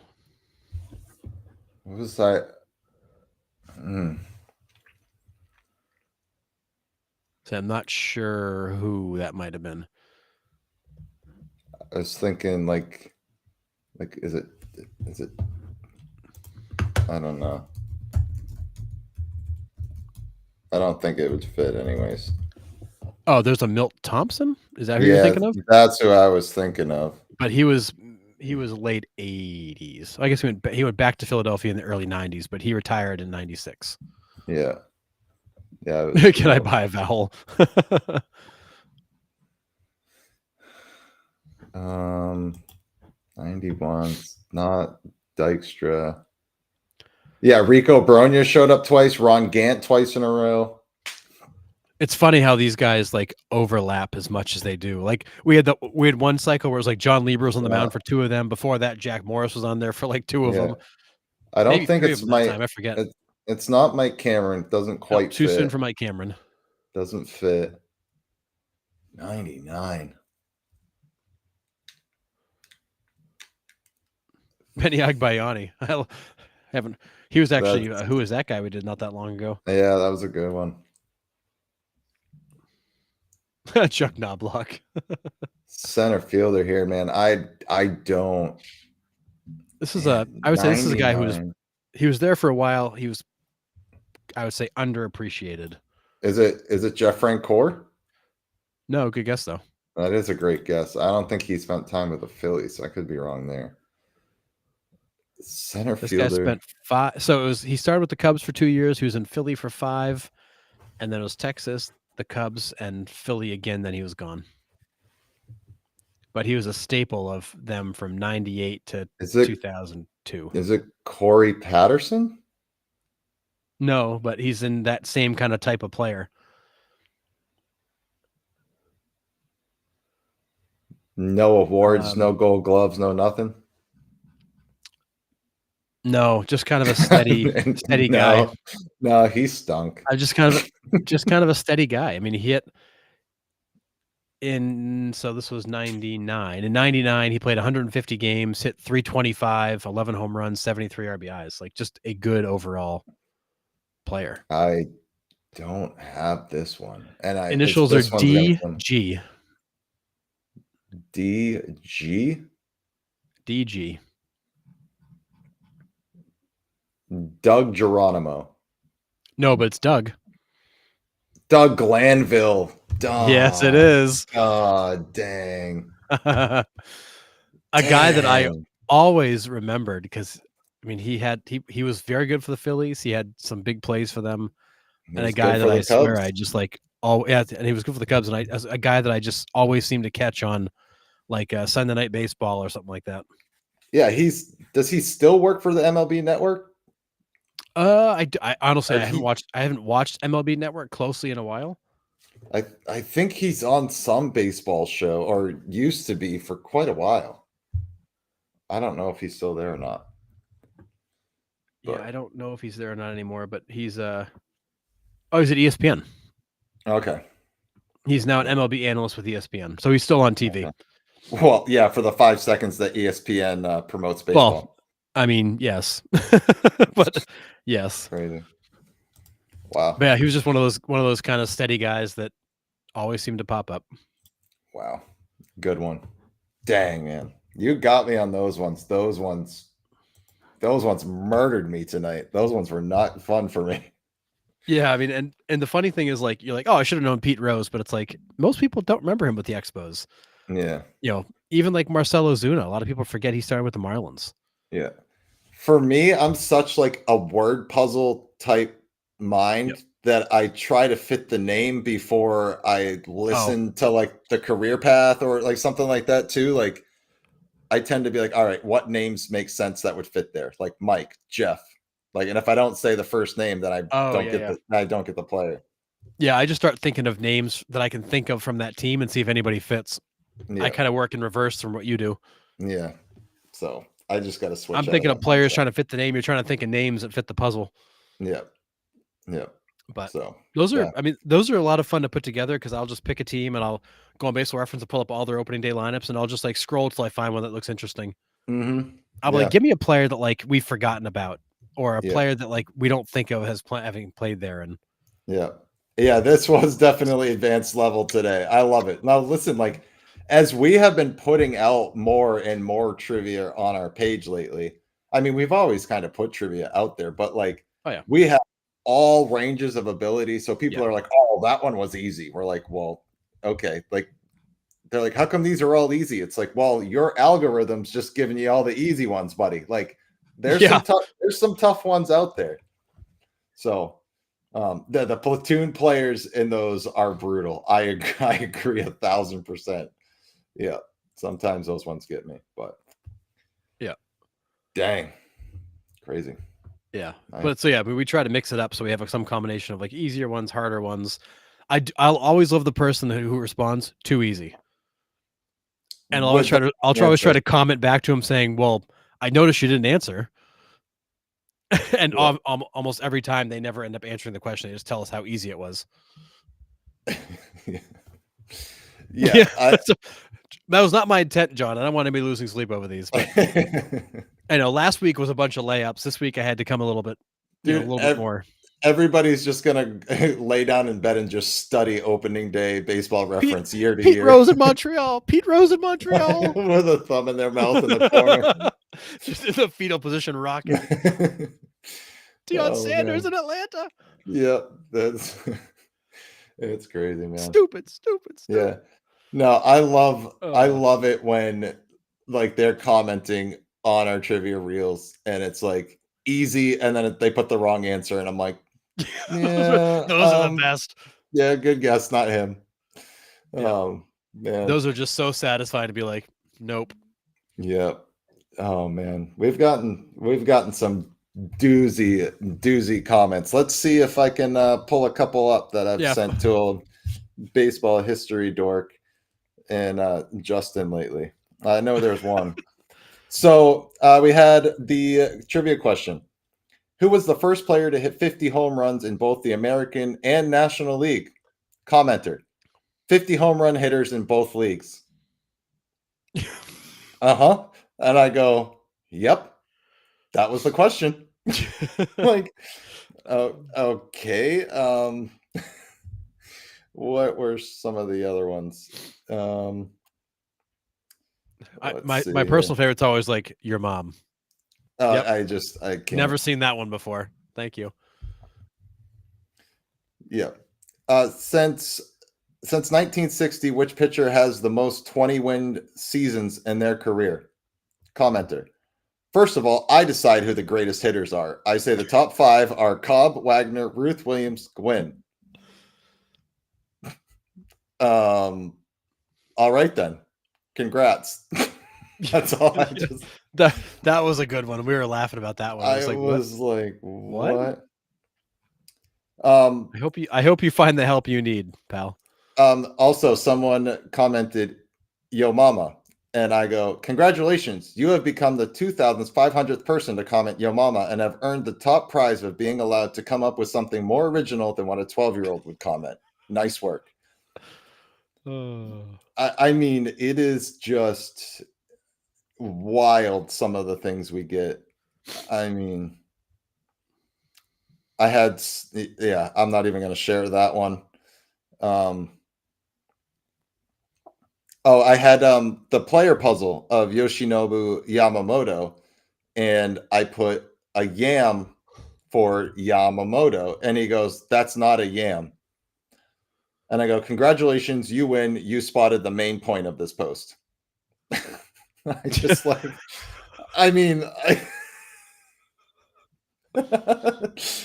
I just like, oh my goodness. I There, also I there, also like there are some people commenting. that should just stay in the basement and not come out. I also like commenting from my personal page, and then they start attacking me, and I go, "Actually, I'm the moderator of this page." Yeah. So, Uh, yeah. I mean, there's some doozies in here. I don't have time to go through them all. I wish I did, but um oh, there's some great ones. John, my dad can beat up your dad. Yeah, Like, a go, going 1000%. back to the elementary school days. Oh yeah, my dad can beat up your dad. Yeah, who holds the record? Mom, shut off the sound right now. Who holds the record for home runs with your mom? The answer is one. And I go, false. Happened at least twice.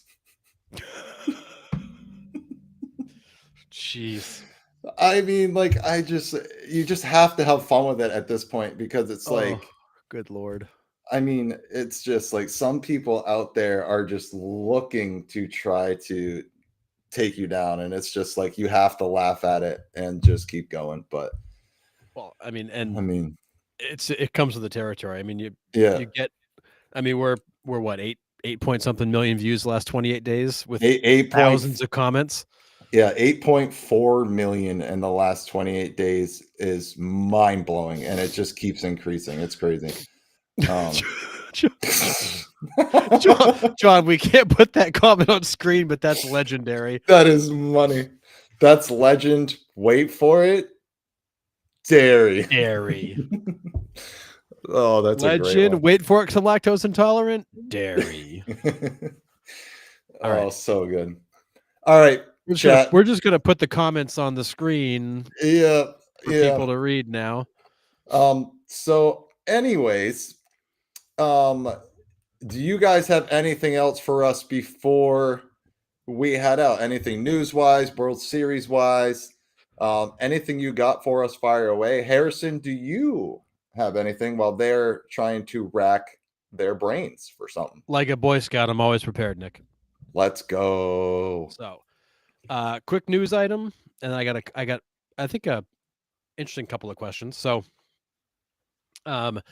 we saw Rob Manfred come out yesterday, I think. Maybe it was a couple days ago now, but he's said it again since then. When asked about the Olympics in 2028, Rob Manfred basically said, "I think it's a positive thing for baseball to have major leaguers play there. I support it." And he's taken the stance of that it would be good for baseball, it'd be good for MLB. Obviously, he said there's still some union and logistical issues to work out with how that would work, but he would not be somebody who stands in the way of major leaguers playing in the Olympics, which I think is a positive development because we weren't really sure what the stance would be there if they'd let him play, but I think that's cool. I mean, why, if you're Rob Manfred, why would you not want baseball again on the global stage? Because then you have WBC, you have the lockout. Who knows how long the lockout's going to be? And then you have Olympics in 2028. I mean, but how many MLB are they going to stop the season in 2028 for the Olympics? Like hockey does, right? Hockey takes a break, right? And they all go to the They take a Olympics break. and then they'll come back. So Yep. does baseball do the same thing? And does that mess with pennant races? Does that because it's the middle of the summer? I mean, Well, and if you take a break, you obviously can't make up the games and lengthen the season. You'd actually have to shorten the season and try to chop a couple weeks off of it because you don't want to be finishing the regular season in the middle of October. right? That would be weird. Do we not have an all-star break that year? I mean, yeah, I think that's what he's alluding to. There's definitely some logistical issues to worry about with how you make that happen, but also, just like they had to solve for players playing in the WBC, insurance and all that stuff. They'll have to do the same thing with the Olympics. So the union's going to want to get involved, make sure if guys get hurt there, it doesn't jeopardize contracts. And There's Right. still some work to do, but I think it's at least a good sign that Manfred's saying, yeah, I support it. This would be a good thing. Yeah, I agree. For the outreach of baseball, the global exposure, all for it. Logistically, it's a nightmare. WBC works because it's in spring training, right? It doesn't take away from the MLB season at all. This will. So, like, logistically, that's an absolute nightmare for the MLBPA and the league to figure out. Yeah. Because Yeah. does that mean that do they still get their full contract? Like, say you're paying me $10 million for 2028, but we take a 2-week hiatus. Like, do I still get my 10 million or is that prorated? Because if Yeah, I don't now it's make the like Olympic team, 9.6. right? Like if I don't make the Olympic team and I'm 2 weeks without work, like, am I getting paid for that still or no? Well, and also, like, if you do take a 2-week break across the entire league, are you paying all those players that are sitting around for 2 weeks? Like, what are Right. you doing for those 2 weeks? Or do you just continue the season and these guys just kind of randomly disappear and then come back? And for 2 weeks, you got to call up a minor leaguer to play for Bryce Harper. I don't. It's going to be interesting because they got to figure out contracts. They got to figure out injury situations. They got to figure out how they're going to deal with the schedule, manage rosters. Do you carry extra guys knowing guys are going to be leaving? Like, it's going to be You, interesting. What they have to and in the meantime, you're going to want these two sides, the union, MLB, to negotiate terms of how this is going to work when they can't agree on a CBA. yeah, I just think about the amount of countries that could qualify, right? True.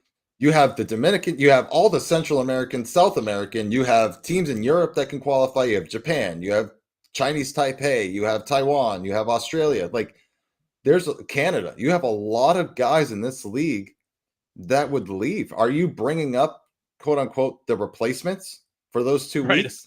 I don't I don't Yeah. know. I It's don't know. I like that he's supporting the idea. I do. yes. Because it's important for the exposure after baseball, especially when they're going to put a halt to it Yep. pretty much in 2027. It's a great way to kind of kick it back up. However, man, I don't know. Yeah, because I mean, and just because Manfred supports it doesn't mean it'll end up happening. They may find Right. it's just too challenging and have to can the idea. But I mean, I think it's at least good for Manfred to say, hey, like, I won't stop it. At the same time, I wonder if it's Manfred trying to be like, hey, I'm not the bad guy here. Like, I'm cool with it. But if the players union says no, then I can't stop them. Like, I almost wonder if it's like Yeah. partially like, hey, I'm going to throw this ball back in Tony Clark's court. Like, hey, hot Mhm. potato, it's all yours, buddy. Now you can be the bad guy. I got enough on my plate. I don't need that potato for sure. Yeah, For right. sure. That's Yeah, what it he's is. gonna pull the pin and throw the grenade to Tony and wish him luck. Yeah. Captain says I don't care about the Olympic Mm. baseball and I love baseball. The WBC has filled that void for me. And Yeah, I would agree. I think the I agree. WBC is in a league of its own, like when It's it comes excellent. to global baseball. It's So, unreal. question for you, Nick, though. If you're a Major League Baseball player, Yes. you've already got yeah, after that point in time, I don't care what happens. Yeah. But if you're a Major League Baseball player and the WBC happens, a lot of guys just say, "Nah, I'm all set." Is the WBC a bigger draw than the Olympics? Or is the Olympics one that guys will be like, no, like, I got to go play in that one? Like, where does the Olympics land versus WBC in the mind of an athlete? Ew, that's a hard one because It is. baseball, you're not necessarily training your entire life to win a gold medal, right? Very true. Your goal is to get to the big leagues, and I think the WBC is the premier global tournament. Like I think with Yeah. baseball going in the Olympics, out of the Olympics, back into the Olympics, out of the Olympics, back in, it players are like, okay, cool. Like, would it be cool to have a gold medal like in my trophy room? I think, yeah, it's a big enough draw. But for me, I think MLB players would view the WBC more of a pride thing than the Olympics. Now, I could be completely wrong because Olympics, you do have country pride and Yep. can win a gold medal. I just think for me, the WBC is solely focused on baseball, where the Olympics is a lot of sports, out there at once. Yeah, I find it interesting because I think the WBC, to the point earlier, I think it was Captain said, I think WBC's done a really good job of filling that international tournament need, like all Yes. the countries competing.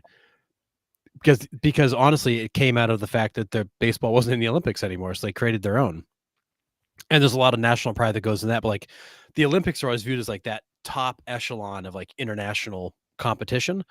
But baseball has not always been a big part of that. Like when I think of the Olympics, I don't think of baseball. I think of all the track and field and swimming, and like I think of those sorts of events. Oh, I just don't necessarily think of baseball as a big Olympic event. no. Because to me, the WBC is that big international tournament, and I will say that the baseball community around the world, and MLB included in that, has done a fantastic job with the WBC. That is an excellent tournament. Yes, it's unreal. Yeah, and I mean, like you said, I think the Olympics for me I like it because I get to watch sports that I don't Yeah, usually watch, right? And I mean, love baseball. I would love to see it at that high a level too.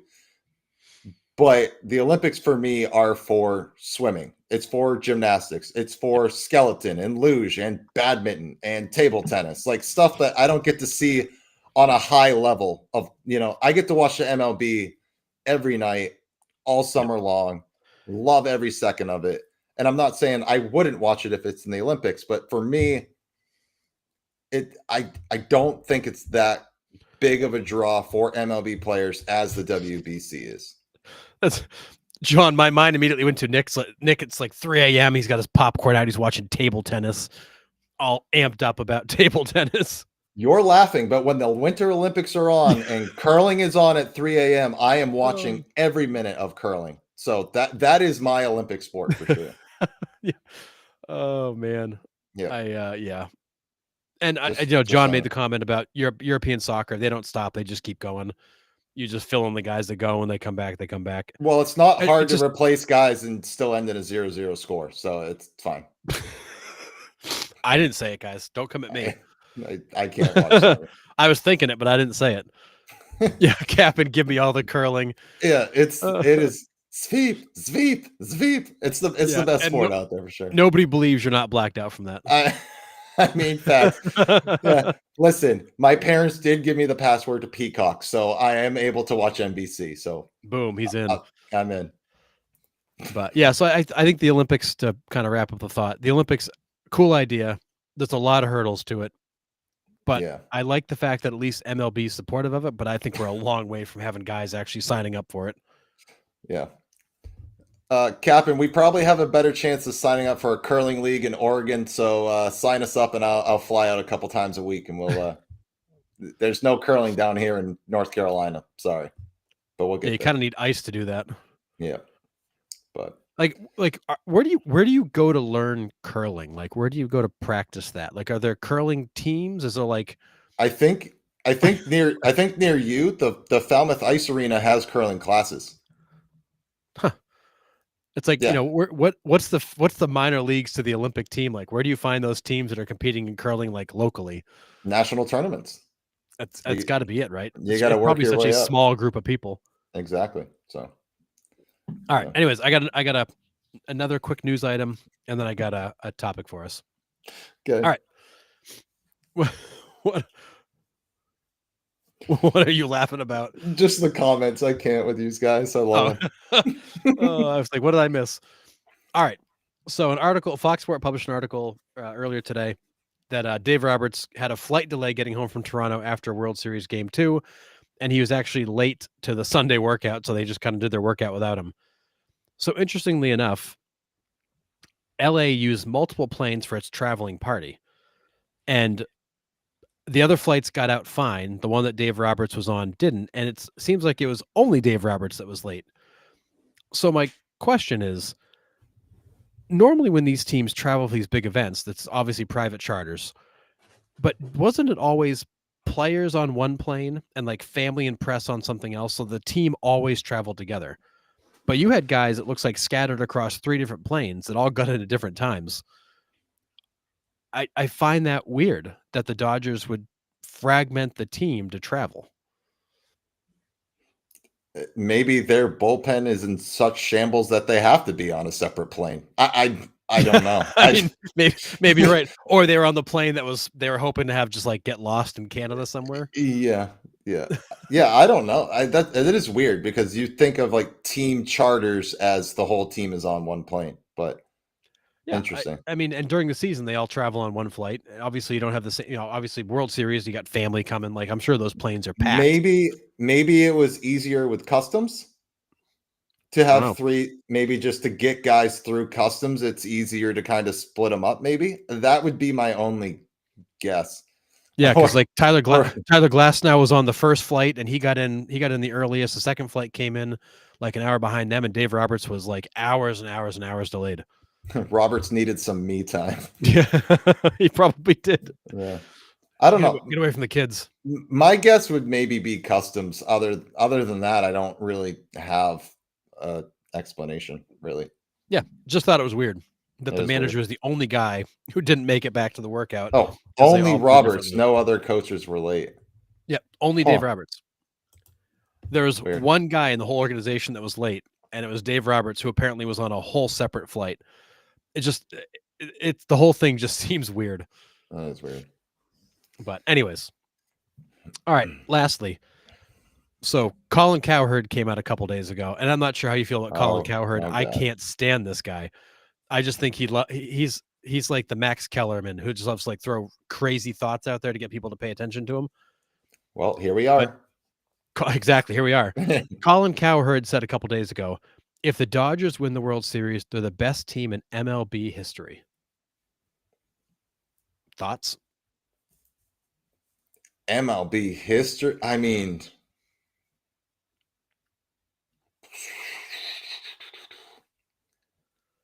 they got to be. As you're thinking, he said, number one, they're now officially a dynasty. Okay.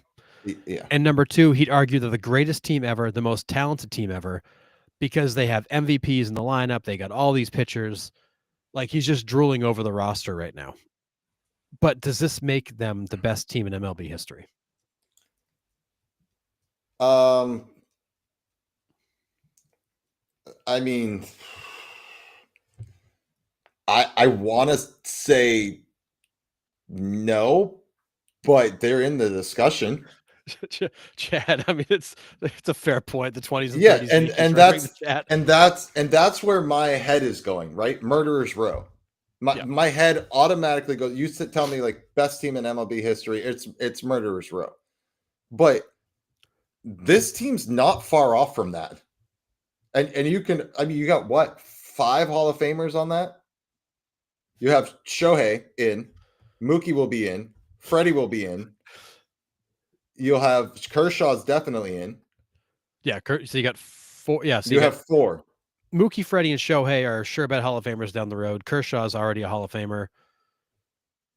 Is that probably it? So you got 4 Hall of Famers on this roster right now. And you have perennial Cy Young pitchers. I mean, Blake Snell's won 2. Yep. Yamamoto's probably going to, well, he's not going to win one as long as Paul Skeens is in the NL. So that's unfortunately. But I mean, and keep in mind, Yamamoto's what, 20? He's in his mid-20s, right? So he's, I mean, he could be a Hall of Famer for all we know if he keeps pitching the way he has. So right. I don't know. I mean, so here's a question for you: Would this Dodgers team? Before you get into that thought, like I'm thinking of what we're thinking in March. On paper, looking at this team, we were saying 120 win. Yes, 120 win team. Goodness, which would make them the best team ever. Yeah. So like they are fully healthy right now. I think I have to lean towards yes. I mean, if not, they are really close to the 27 Yankees.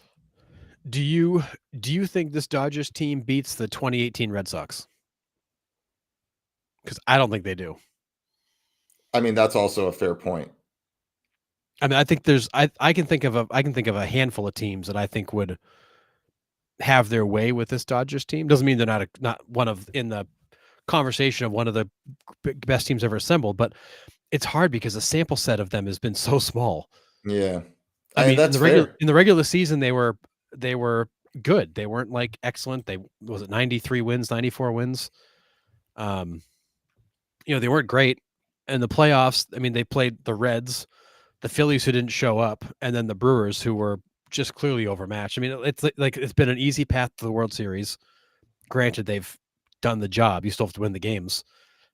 I Yeah. mean, I think this is absolutely talent-wise one of the greatest teams we've seen assembled, but we haven't actually seen the team play together for more than what are we 12 games?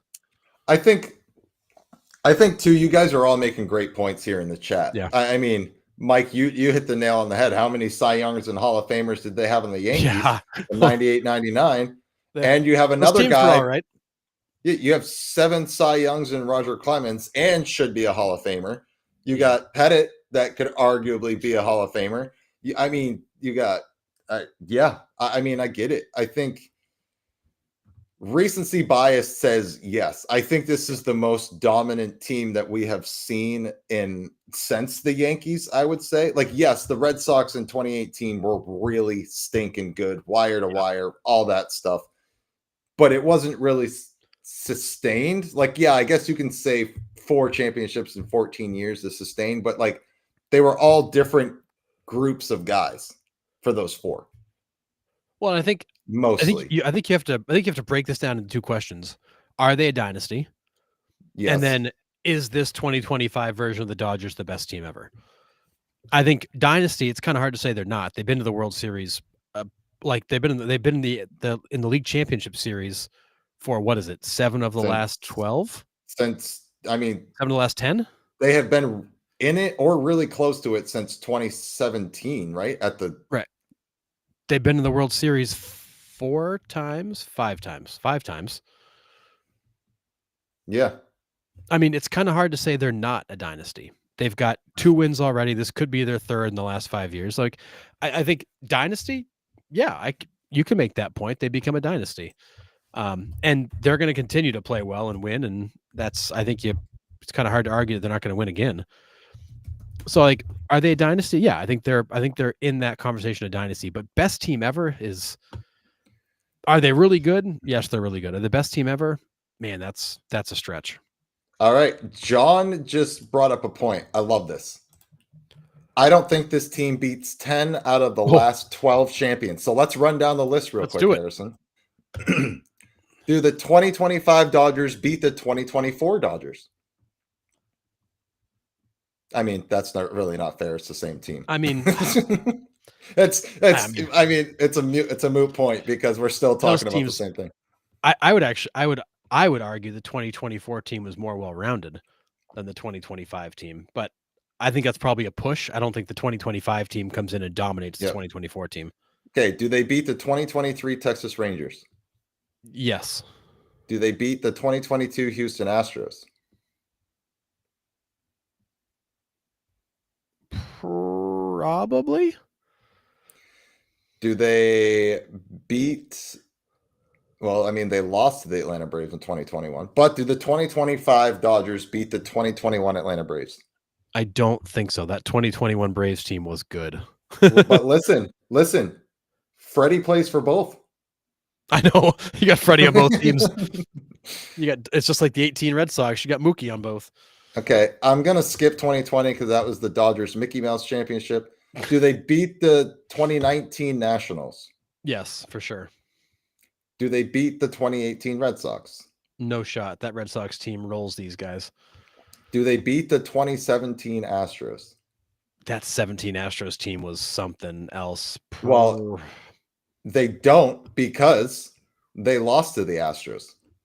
Well, yeah, but I think this 2025 Dodgers team is probably better than the 2017 version where Cody Bellinger was whiffing like it was his job. Well, there's that. And you had George Springer that absolutely went off in 2017. Yeah, he was a machine. So I think 2017 Astros probably still win that series. Okay. 2016 Cubs. That's a tough one because that Cubs team was not exactly like monsters, but they were really good. They were good, but I think the 2025 Dodgers handles them. Dodgers probably take them down. Royals in 15. I think the Dodgers beat that team. Giants in 14. I definitely think the Dodgers beat the 2014 Dodgers. I mean, 2014 Yeah, Giants. Okay. 13 Red Sox. That might have been the weakest Red Sox group that won a World Series. I'm going to say probably. I'd give that one to them. Yep. Giants in 12. No, I think the 12 team was legit. They swept the Tigers in 4 games. It wasn't Yeah, even close. that team was loaded. Yep. 2011 Cardinals over the Rangers. They had a lot of magic in that World Series. They did. That team had no business winning that World Series. So I would say Dodgers win that one. Yeah. Giants in 2010. That 2010 team was really good too. 12 was the best team, 10 was second, 14 was third, I think. So I'll say yeah. I'd say they beat him in 2010. 2009 New York Yankees.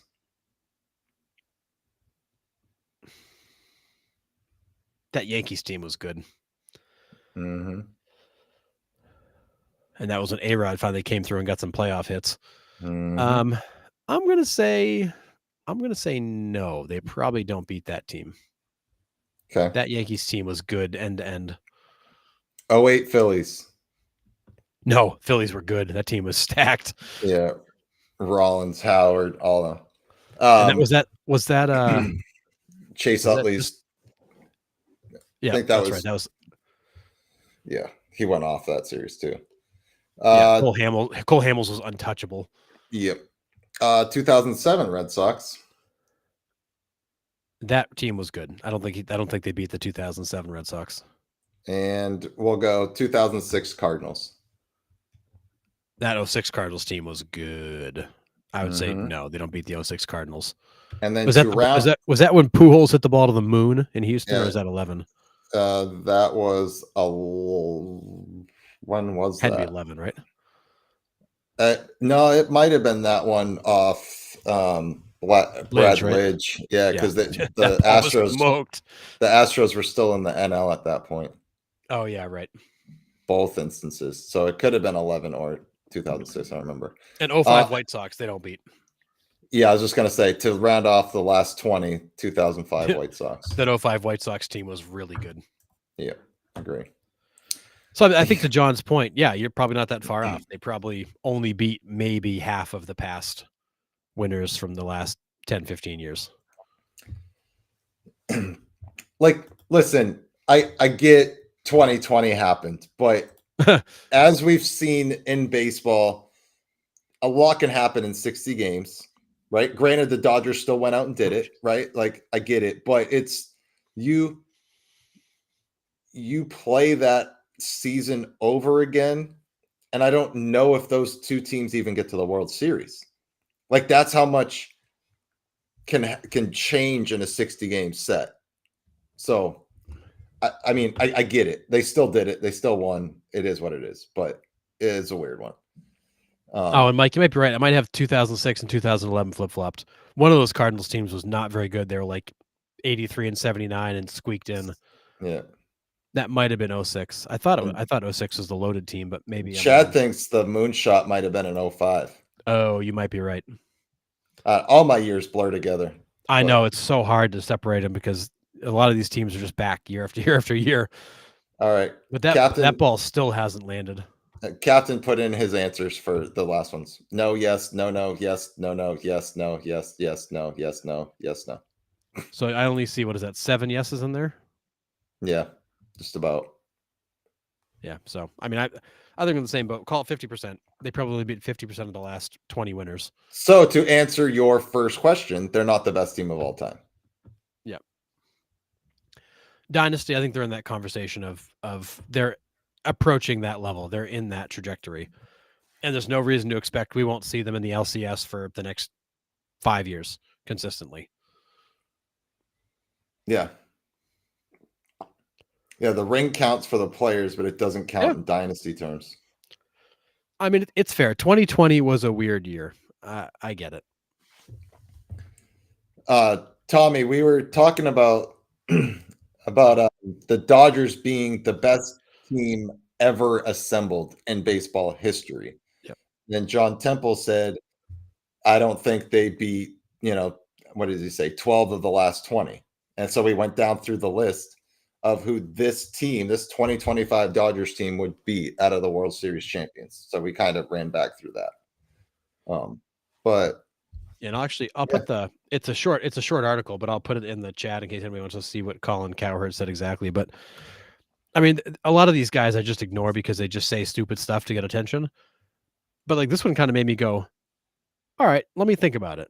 Like let me take the fact that I don't like the Dodgers and set that aside for a minute. Like when I look at that roster, yeah, it's an incredible roster, but again, like I just don't think they're there yet. Yeah, and that's fair.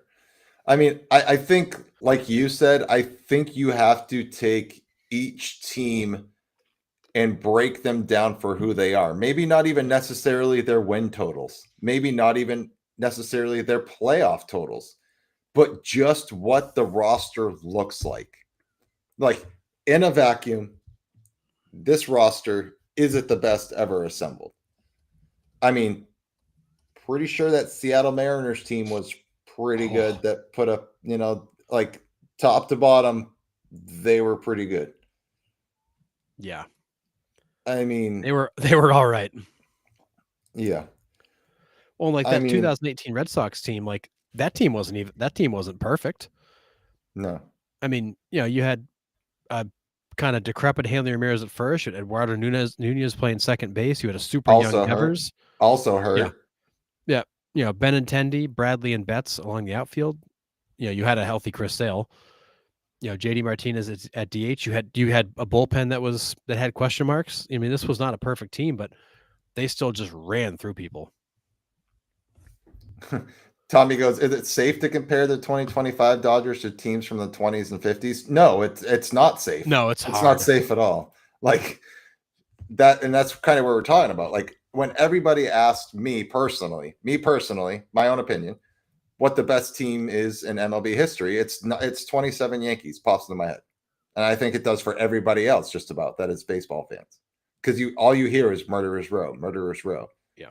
But if you sit and really think about it, I don't know. That's a tough question. Well, it's hard, and then one team is you look at the 01 Mariners, the 116 wins, like that might have been one of the best teams ever assembled. They just couldn't get it done in the playoffs. Yeah. I mean, that's right. It. I think about as a Patriots fan, we think about the perfect season that got lost in the Super Bowl. Now it just kind of gets thrown away. Like there are for sure teams out there that were unbelievable that just didn't make it all the way through the playoffs. Yeah. That don't even get talked about. Yeah. And Tommy, we are 1,000% with you. 13 was definitely the worst out of the four. They had a lot of stuff going behind them. They had the Boston Strong, the Boston Marathon stuff. Like, I mean, it was kind of a special year for the Red Sox there. But agree, the talent necessarily wasn't there, but they somehow pulled it together and won. Yeah, 18 was the best team talent-wise. 04 was the best team, kind of like culture and personality-wise. 07 was third, and then 13 was a distant fourth. Yeah. I mean, Big Red Machine. I mean, that could be the best lineup ever assembled. And they rolled through everybody, just everybody. Like there was no, you didn't slow those guys down even. And a lot of those guys would translate to today's game.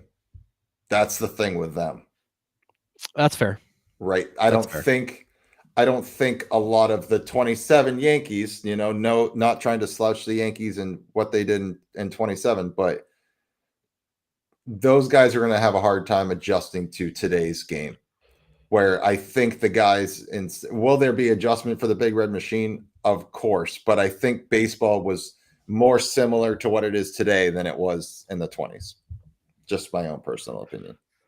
Yeah, I mean it's to Tommy's question, if you take the 27 Yankees and drop them into baseball today, I mean, if you take them exactly as they were and drop them in today's game, they're screwed. The Rockies swinging bat. Yeah, I mean they were swinging 35-ounce bats, and they'd never seen somebody throwing that hard. Now, if you took that roster of players and you put them in today's world and had them come all the way through baseball, youth baseball, high school, college, into the pros, training and playing like the guys do today, I think their talent would prevail. But if you just drop them in as they were, they stand no chance. Yeah. Because they've never seen it. Yeah. Oh, yeah. Poppy was the entire 13 playoffs. 1,000%. This is a great one, Harrison, for us Red Sox fans right here. 2007 versus 2018 Red Sox, Game 7, Beckett or Sale? Ooh. Do you take Josh Beckett 2007 or do you take Chris Sale 2018? Wow. I mean, I'll take Beckett solely because he was an absolute bulldog in the playoffs. You saw it in 03, you saw it in 07. The dude was just an unstoppable force in the playoffs. I mean, fair. And just for the he would will you to a win, like we've seen with Evaldi. We talk about him all the time. Like, just he will come out with bad stuff and still win a game.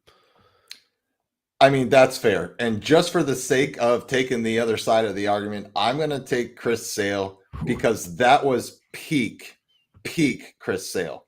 No one was touching that dude that year. Oh, his stuff was so good. So good. No one was touching him.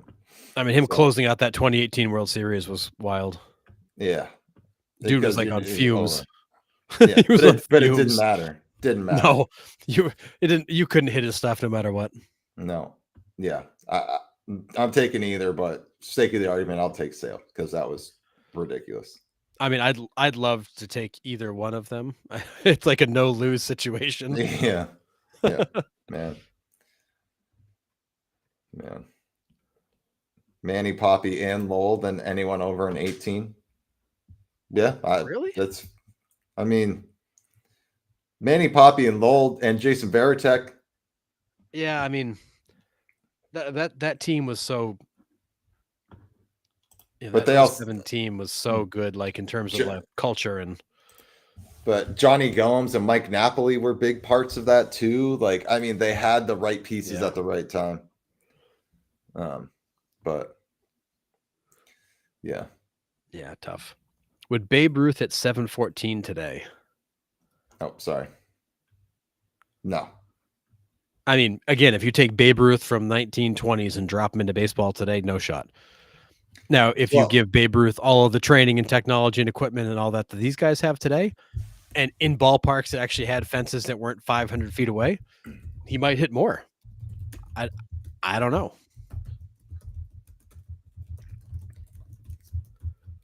Yeah, I don't think he does.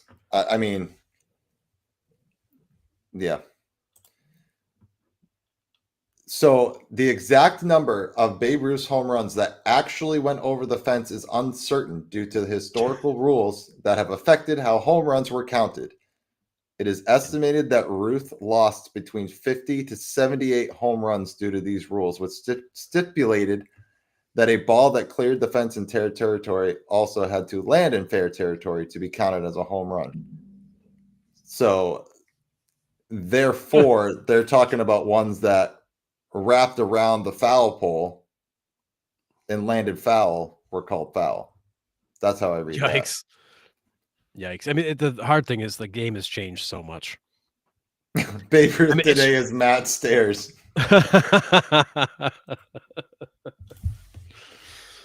I mean, you're probably not wrong. If you picked up Babe Ruth in the 20s and dropped him in baseball today, yeah, he probably is Matt Stairs. Yeah. Just probably overmatched quite a bit. Yeah. Did the 18 Red Sox beat the 04 Red Sox? The 18 Red Sox were way more talented. But that 04 team wasn't going to get beaten by anybody.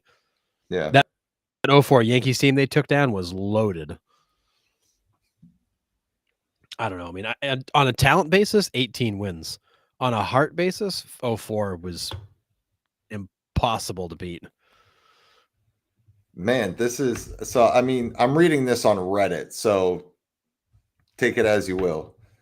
It said prior to 1920, you weren't credited with a home run if the winning run crossed the plate ahead of you. So if you hit a walk-off homer and the winning run crossed the plate in front of you, you weren't credited with a home run. Also around the same time, the bounce home run was turned into the ground rule double. And then also they had a rope from the foul pole past the fence that also extended.